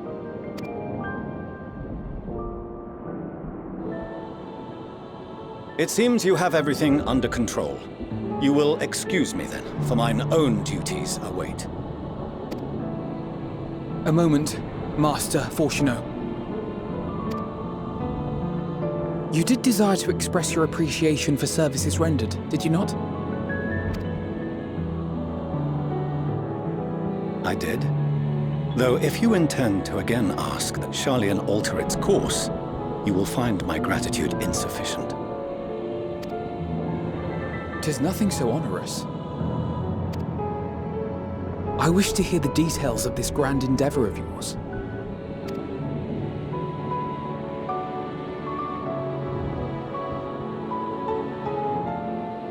Do you swear to listen and to learn, and not to embark upon some scheme to impede us?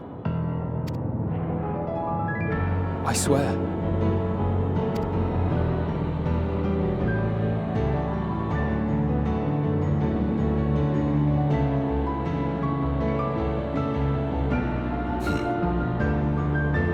Any other I would doubt, but you I trust to keep your word.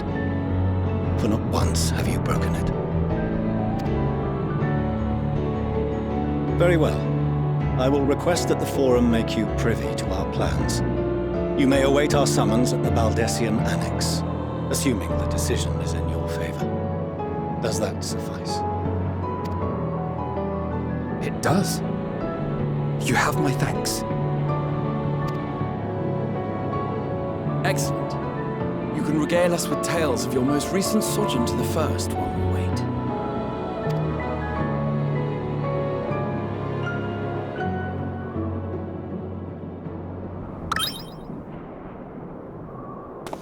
Did you hear something just now?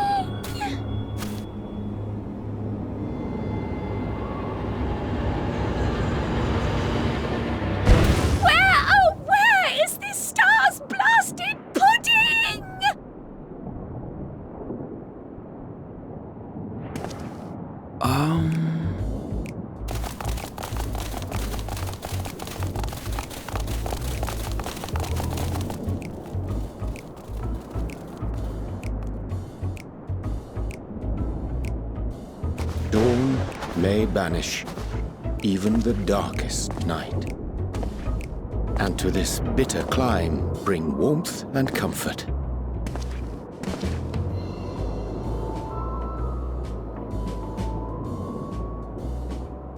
'Tis heartening to see such an assembly upon my return. I thought often of you whilst I looked down upon our star's brilliance from the moon above. Yes, but what are you doing here? And dressed like that? Aren't you cold? Verily, I fear for my health should I proceed to expound upon our purpose ere I procure more suitable garments. Then allow me to summarize. We're here because none of you lot are up there. Nor has anyone deigned to send word about any changes in the plans. It's rude, is what it is. At least that's what I thought at first, but then folks got to wondering if you weren't in a spot of bother, so we decided to take matters into our own hands. Come down here and help, if our help be needed. So she says, but it's also something of a convenient excuse to visit Aetheris. Urianger made it sound absolutely marvelous. More so before the impending doom, but still. And it's not like there will ever be a better time. What with the aforementioned doom? Marvellous, they say, yet not an ounce of pudding to be found. I must suffer Urianger's inferior works no more. Hey! Maybe consider the plight of present company before you go blathering on about pudding and doom? Ahem. As I was saying, should you require any assistance with whatever, we are at your disposal. We were born from Hydaelyn's love for the lives of this star, so naturally we would much prefer to see them continue. Twiddling our thumbs up on the moon is hardly conducive to that, though, is it? Aye, not when you've all got such precious thoughts and feelings and hopes for the future deserving of more active preservation. Speaking to Urianger made us realize that while we've carried out our duties to the letter, we've failed to fulfill them in spirit. From there, it was just a hop, skip, and a jump towards resolving to do better. So please, show us how. Help us help you.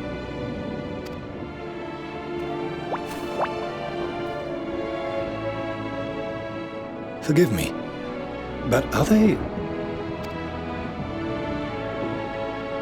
Thy distant collaborators, indeed.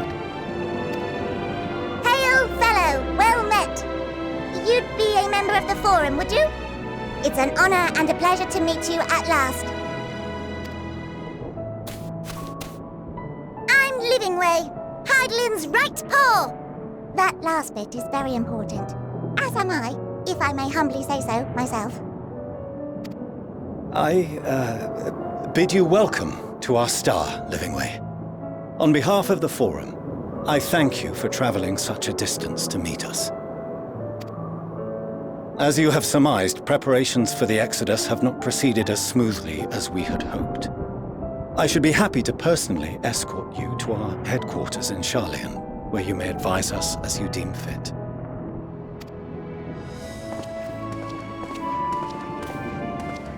'Twas with reluctance that I set aside the great work of readying the moon for habitation. Be assured that I did so only after the Loperites made plain their earnest desire to come hither, and I myself felt a growing certainty that their contributions here would prove invaluable. 'Tis trite, perhaps, but I followed my heart.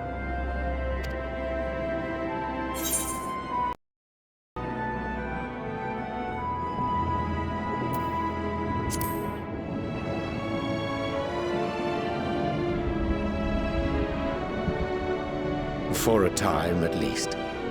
Nevertheless, 'twas worth the journey to find present company well.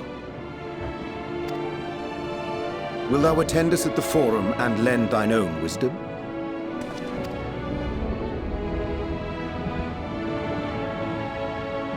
If that's all quite settled, can we start moving before Urianger catches his death? Even I'm freezing out here. Oh, I dare say you'll warm up quickly once you're aboard the airship. Sat shoulder to shoulder with our fur-covered friends.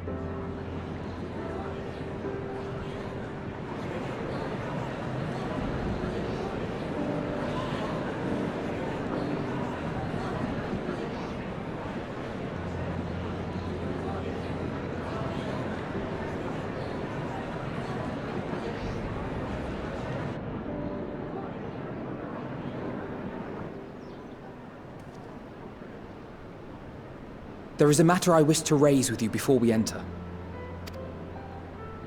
We are here to listen and to learn.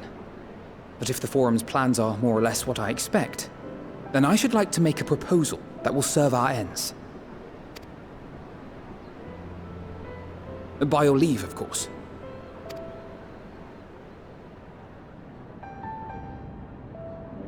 I don't see why not. Your words and wits have gotten us this far. Agreed. I will present our queries so that you may consider the most advantageous way to advance your proposal without distraction. Thank you, everyone. If I may have your attention, the ad hoc session will now commence. The purpose of today's assembly is to brief the Scions of the Seventh Dawn, at their request, on the Great Exodus. You may enter.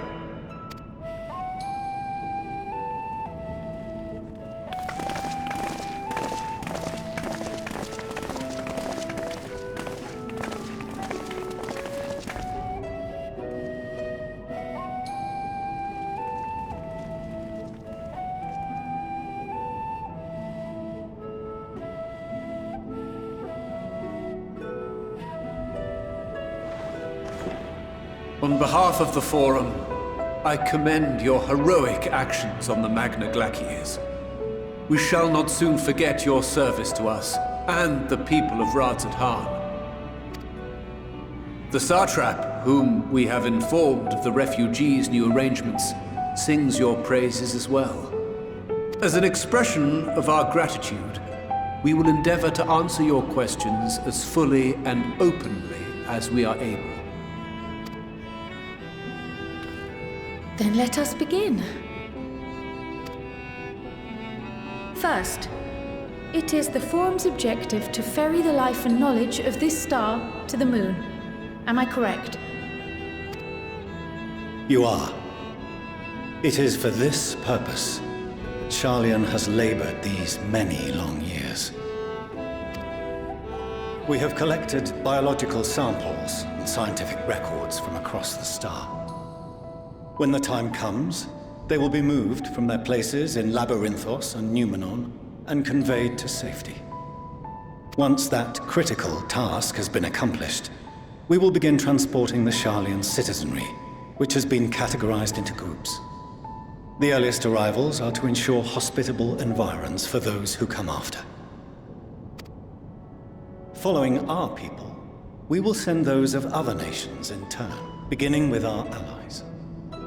Radzat-Han was foremost among these, but since the final days have already come to Thavnair, we saw fit to include the refugees with earlier groupings. An ambitious plan.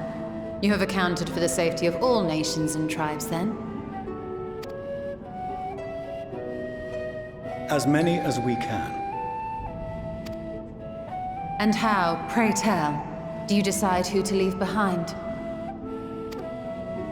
To journey beyond the sky is an unprecedented and immeasurably difficult endeavor. Introducing sources of inevitable conflict would condemn all to certain death.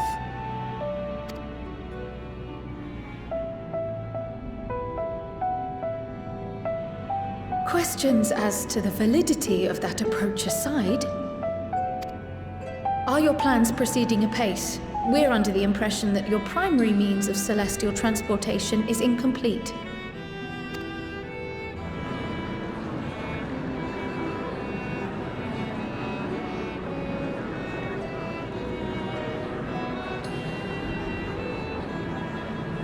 If only in that it does not meet our optimal parameters, that is correct.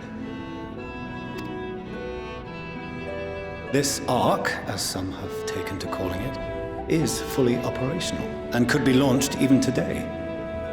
However, the final days have progressed more quickly than we anticipated. At present, the ship is incapable of attaining speeds sufficient to meet our evacuation targets. Should we put the vessel into service, as it is now, we will be unable to travel to the moon and back quickly enough to complete the necessary number of trips. Precious lives and knowledge will be lost. Seven hells. Is there anything to be done? The ether burner, the primary means of propulsion once the craft is in the space between stars, is undergoing testing to determine whether it can be made more efficient.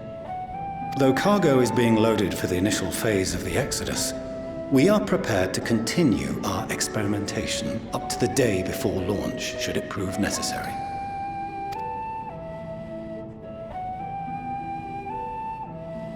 What if the Scions were to solve your problem?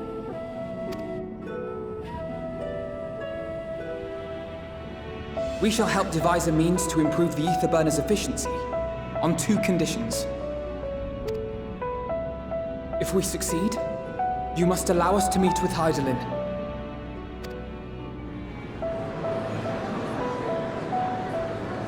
'Twas simple enough to deduce. You have a Concord, and so you would never have abandoned the anti-tower had you no other means of communication. One far more convenient, I suspect.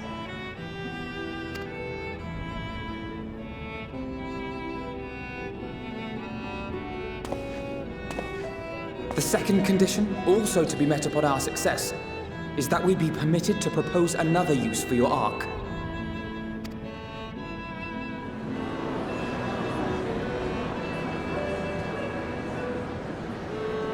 We would be at liberty to refuse this proposal. Of course. If we cannot prove its merit to the 99 here, who are we to stake on it the lives of all peoples of this star?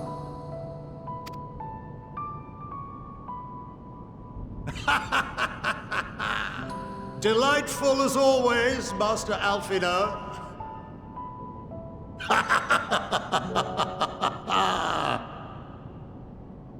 Oh, we couldn't have asked for a finer plan. Allow us to solve this complex engineering problem of which we were entirely unaware until moments ago. What could possibly go wrong? The satire writes itself.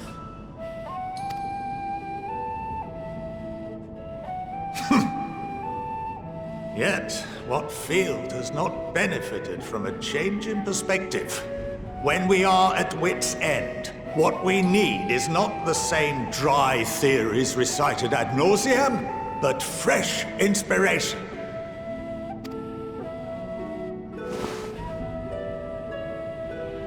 I, for one, have faith in my erstwhile students to provide it, and I find their terms to be perfectly acceptable.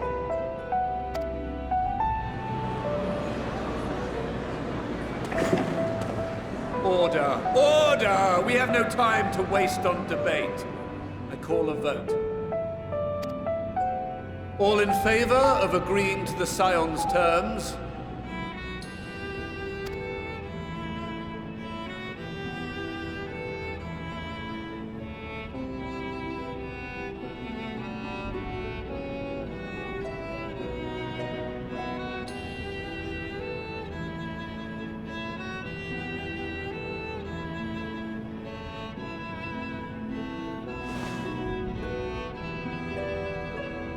"71 in favor, 28 against. The ayes have it. Fortuneau, as the architect of this project, you are the best candidate to show them its current state. And bear in mind that regardless of your personal misgivings, this is the will of the Forum.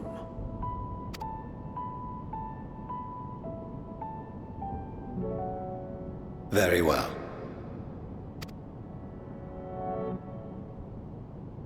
I call this session to a close. Return to your tasks with urgency. The final days wait for none.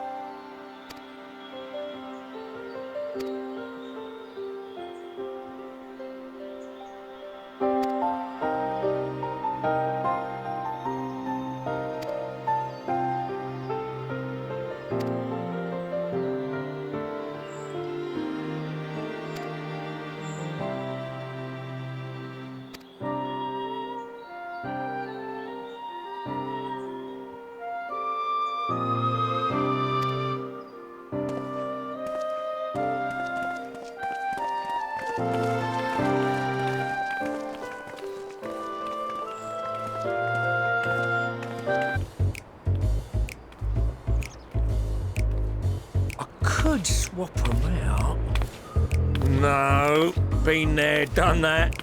Damn near lost my eyebrows. Think, Coco, think! We'd be well on our way to paradise. Visionaries patting themselves on the backs for their grand accomplishments if you'd only think! Yes, that does sound rather lovely. Yeah! I mean, Master Force, you know, what a pleasant surprise.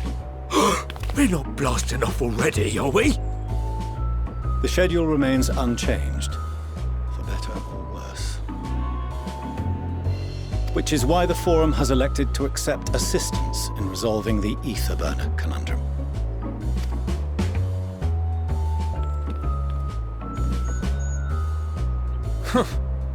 Not seen you lot down here before. There are Archons among their number, but engineering is not their expertise. Nevertheless, the Forum concedes the slim possibility that they may have insights to offer. If not, you are at liberty to return them to the surface, by whatever means you see fit. I assure you that won't be necessary. Now, about your troubles with the ether burner. Aye, I'll walk you through it. Suppose I could do with a change of pace. As the name ought to tell you, the ether burner burns ether, ambient or otherwise, and transforms it into motive force. Think of it like a giant bomb that never stops exploding. Even out in that black void where the ether's right sparse, it's strong enough to move our arc. And it probably won't kill you like an actual bomb.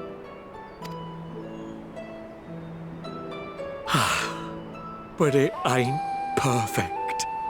According to my calculations, to travel to the moon and back fast enough for the Forum's liking, the conversion rate needs to be 6% more efficient.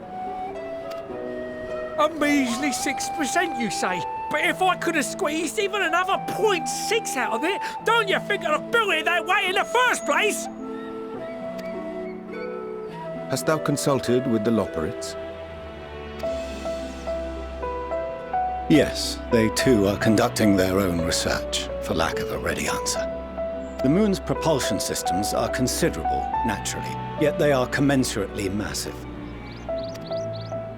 It is no easy feat to convert their technology into an efficient means of propulsion for a teeny tiny toy boat, as they say, and as I most certainly do not. Yes, exactly!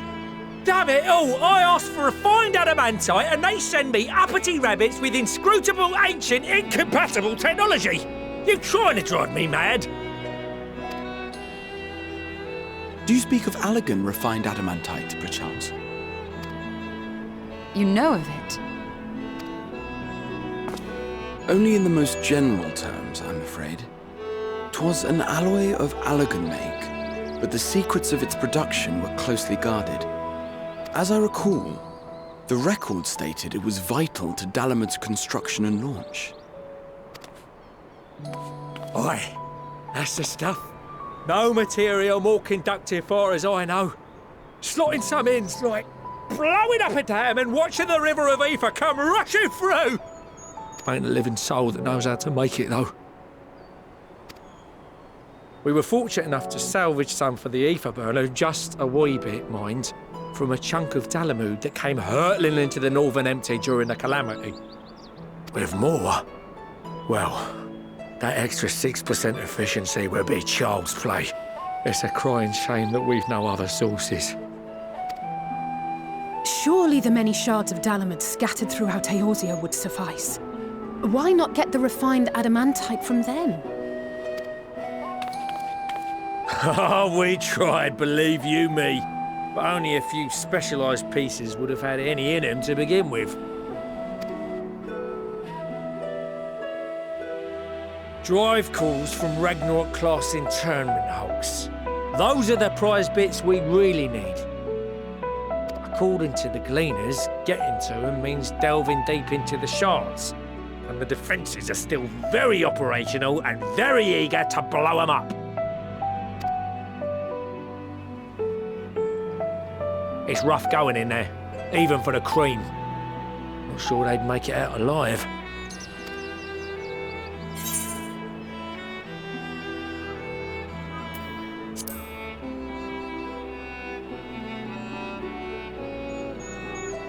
That may be for the best, though you doubtless find the task too dull for your liking.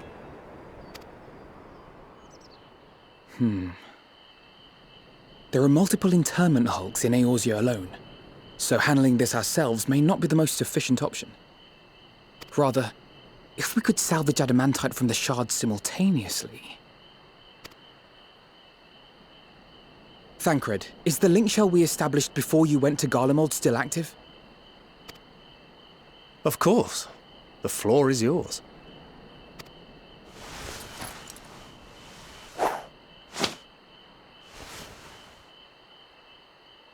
What's all this? Gathering firewood, so to speak. We alone can accomplish little, but joined by others, we may yet build a bonfire to carry us heavensward.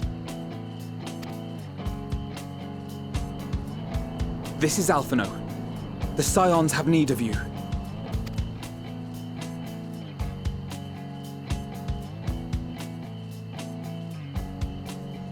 Understood.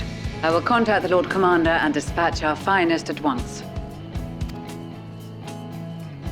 My sisters are somewhat preoccupied with the final days, so I will lead the 12-Sword expedition myself. Are you aware of any other sources of refined adamantite?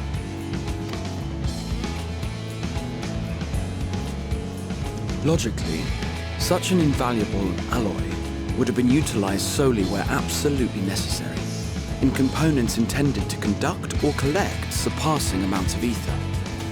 Any extant instrumentation or devices would have likely found their way into the hands of etherologists or enthusiasts.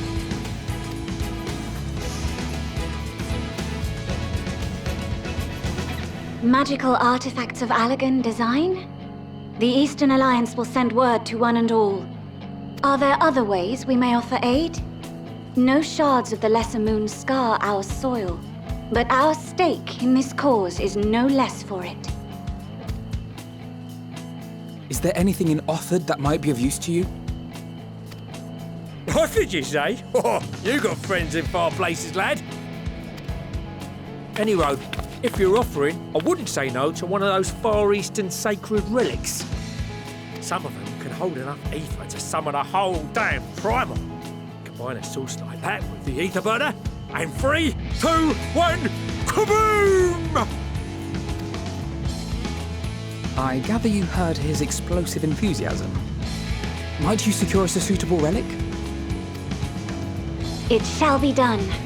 I know little of machines, but I promise we will do our utmost to gather the materials you need to finish your starship.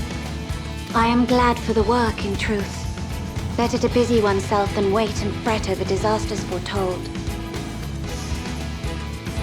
Then why are we all still standing about yapping? This plunder for the taking? And I'm a born plunderer. I'll be an old Charlian before you know it. Start mixing the grog. I'm certain that can be arranged. Thank you all, and do be careful. Just like that. Aye, just like that. Our refined adamantite is on its way. Now let us consider our next steps, shall we? There's yet much to be done.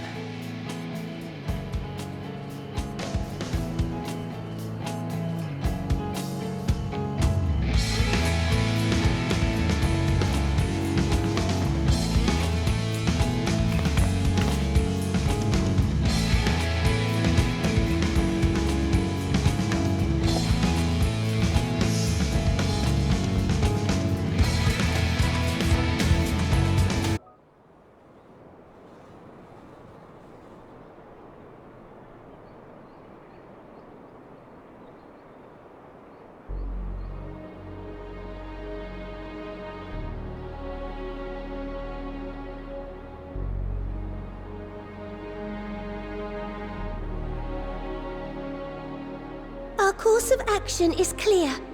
We must harvest refined adamantite from the shards of Dalamud and procure arcane relics of Allagan make. Summon the best and brightest of our immortal flames and form an expeditionary party at once.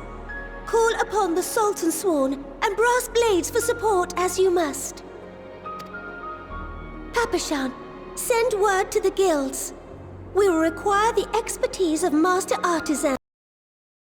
Any hope of identifying and recovering these elusive materials. Thiergeist, we have need of your stone torches. They are to assist the immortal flames in scouring the ruins and to help secure the surrounding areas. I trust I can count on your support. As commander of the Stone Torches, my son Zimberk will personally see it done.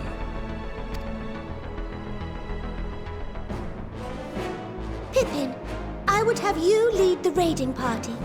Assemble your finest, and with Tizona's blade, clear the way. Lord Lolorito, I pray you take charge of the search for Allagan relics. Surely you know of some being traded on open or clandestine markets, or sleeping in collectors' vaults.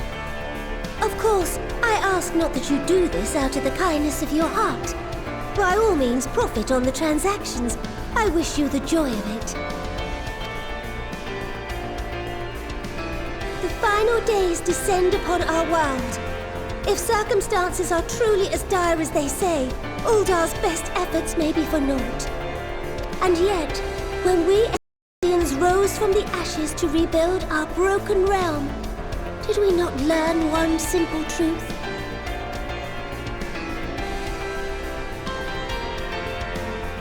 That which seems all but impossible to overcome alone may yet be possible if we stand together.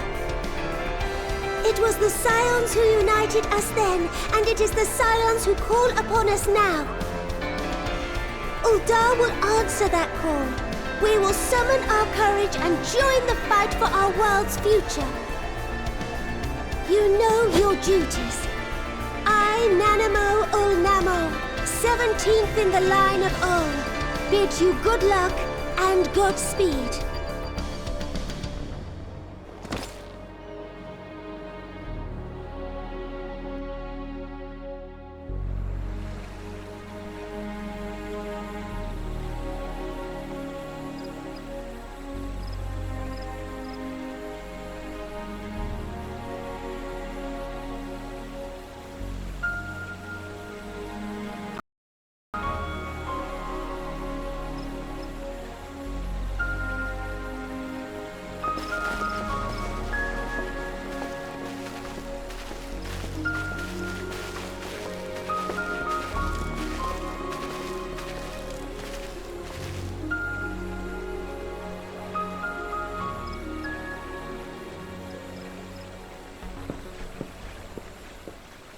We fielded a goodly number, but our ranks are heavy with healers, and an abundance of restorative magics will be of little help in destroying Dalamud's defenses. Still, it has ever been thus with Gridania. We must steel ourselves for a protracted engagement.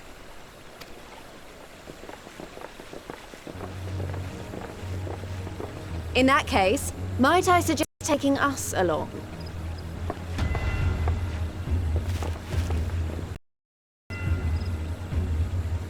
Commander Hext, what are you doing here? None of the shards in Girabania are big enough to hold an internment hulk. So we said to ourselves, why not lend our neighbors a hand? We thought you might be short on people with a talent for breaking things. While it pains me to admit it, you are right. Are our deficiencies so plain to see? It might have been a lifetime ago, but I was once one of the Scions assigned. I know this forest well. I know your people. And I know we will be stronger if we fight this fight together.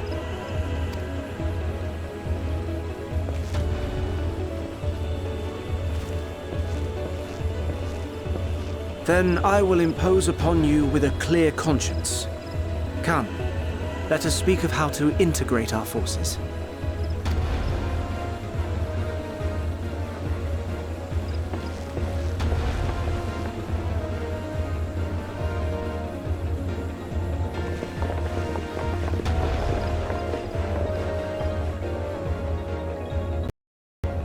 won't let it all be for nothing. I promise you, Papalimo.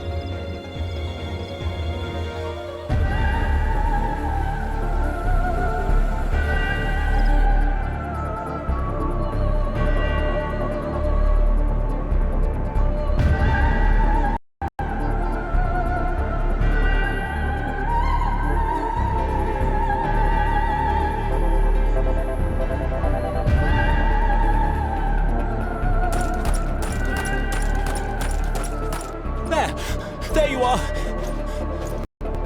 We've no time to waste, brother. Everyone has already...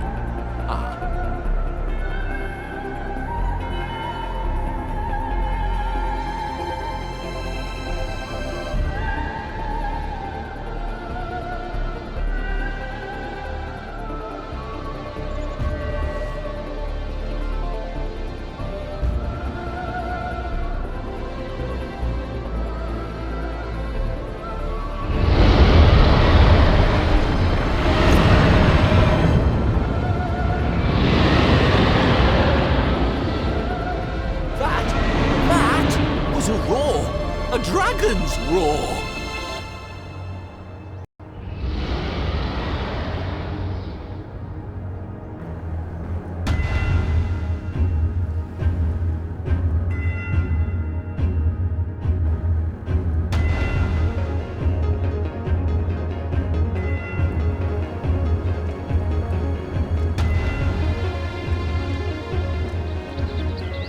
And so, in summation, the Eastern Alliance, as well as the Honourable Lord Lolorito himself, reached out to me for assistance in procuring these treasures of the divine, and I, in turn, do beseech the Confederacy for aid.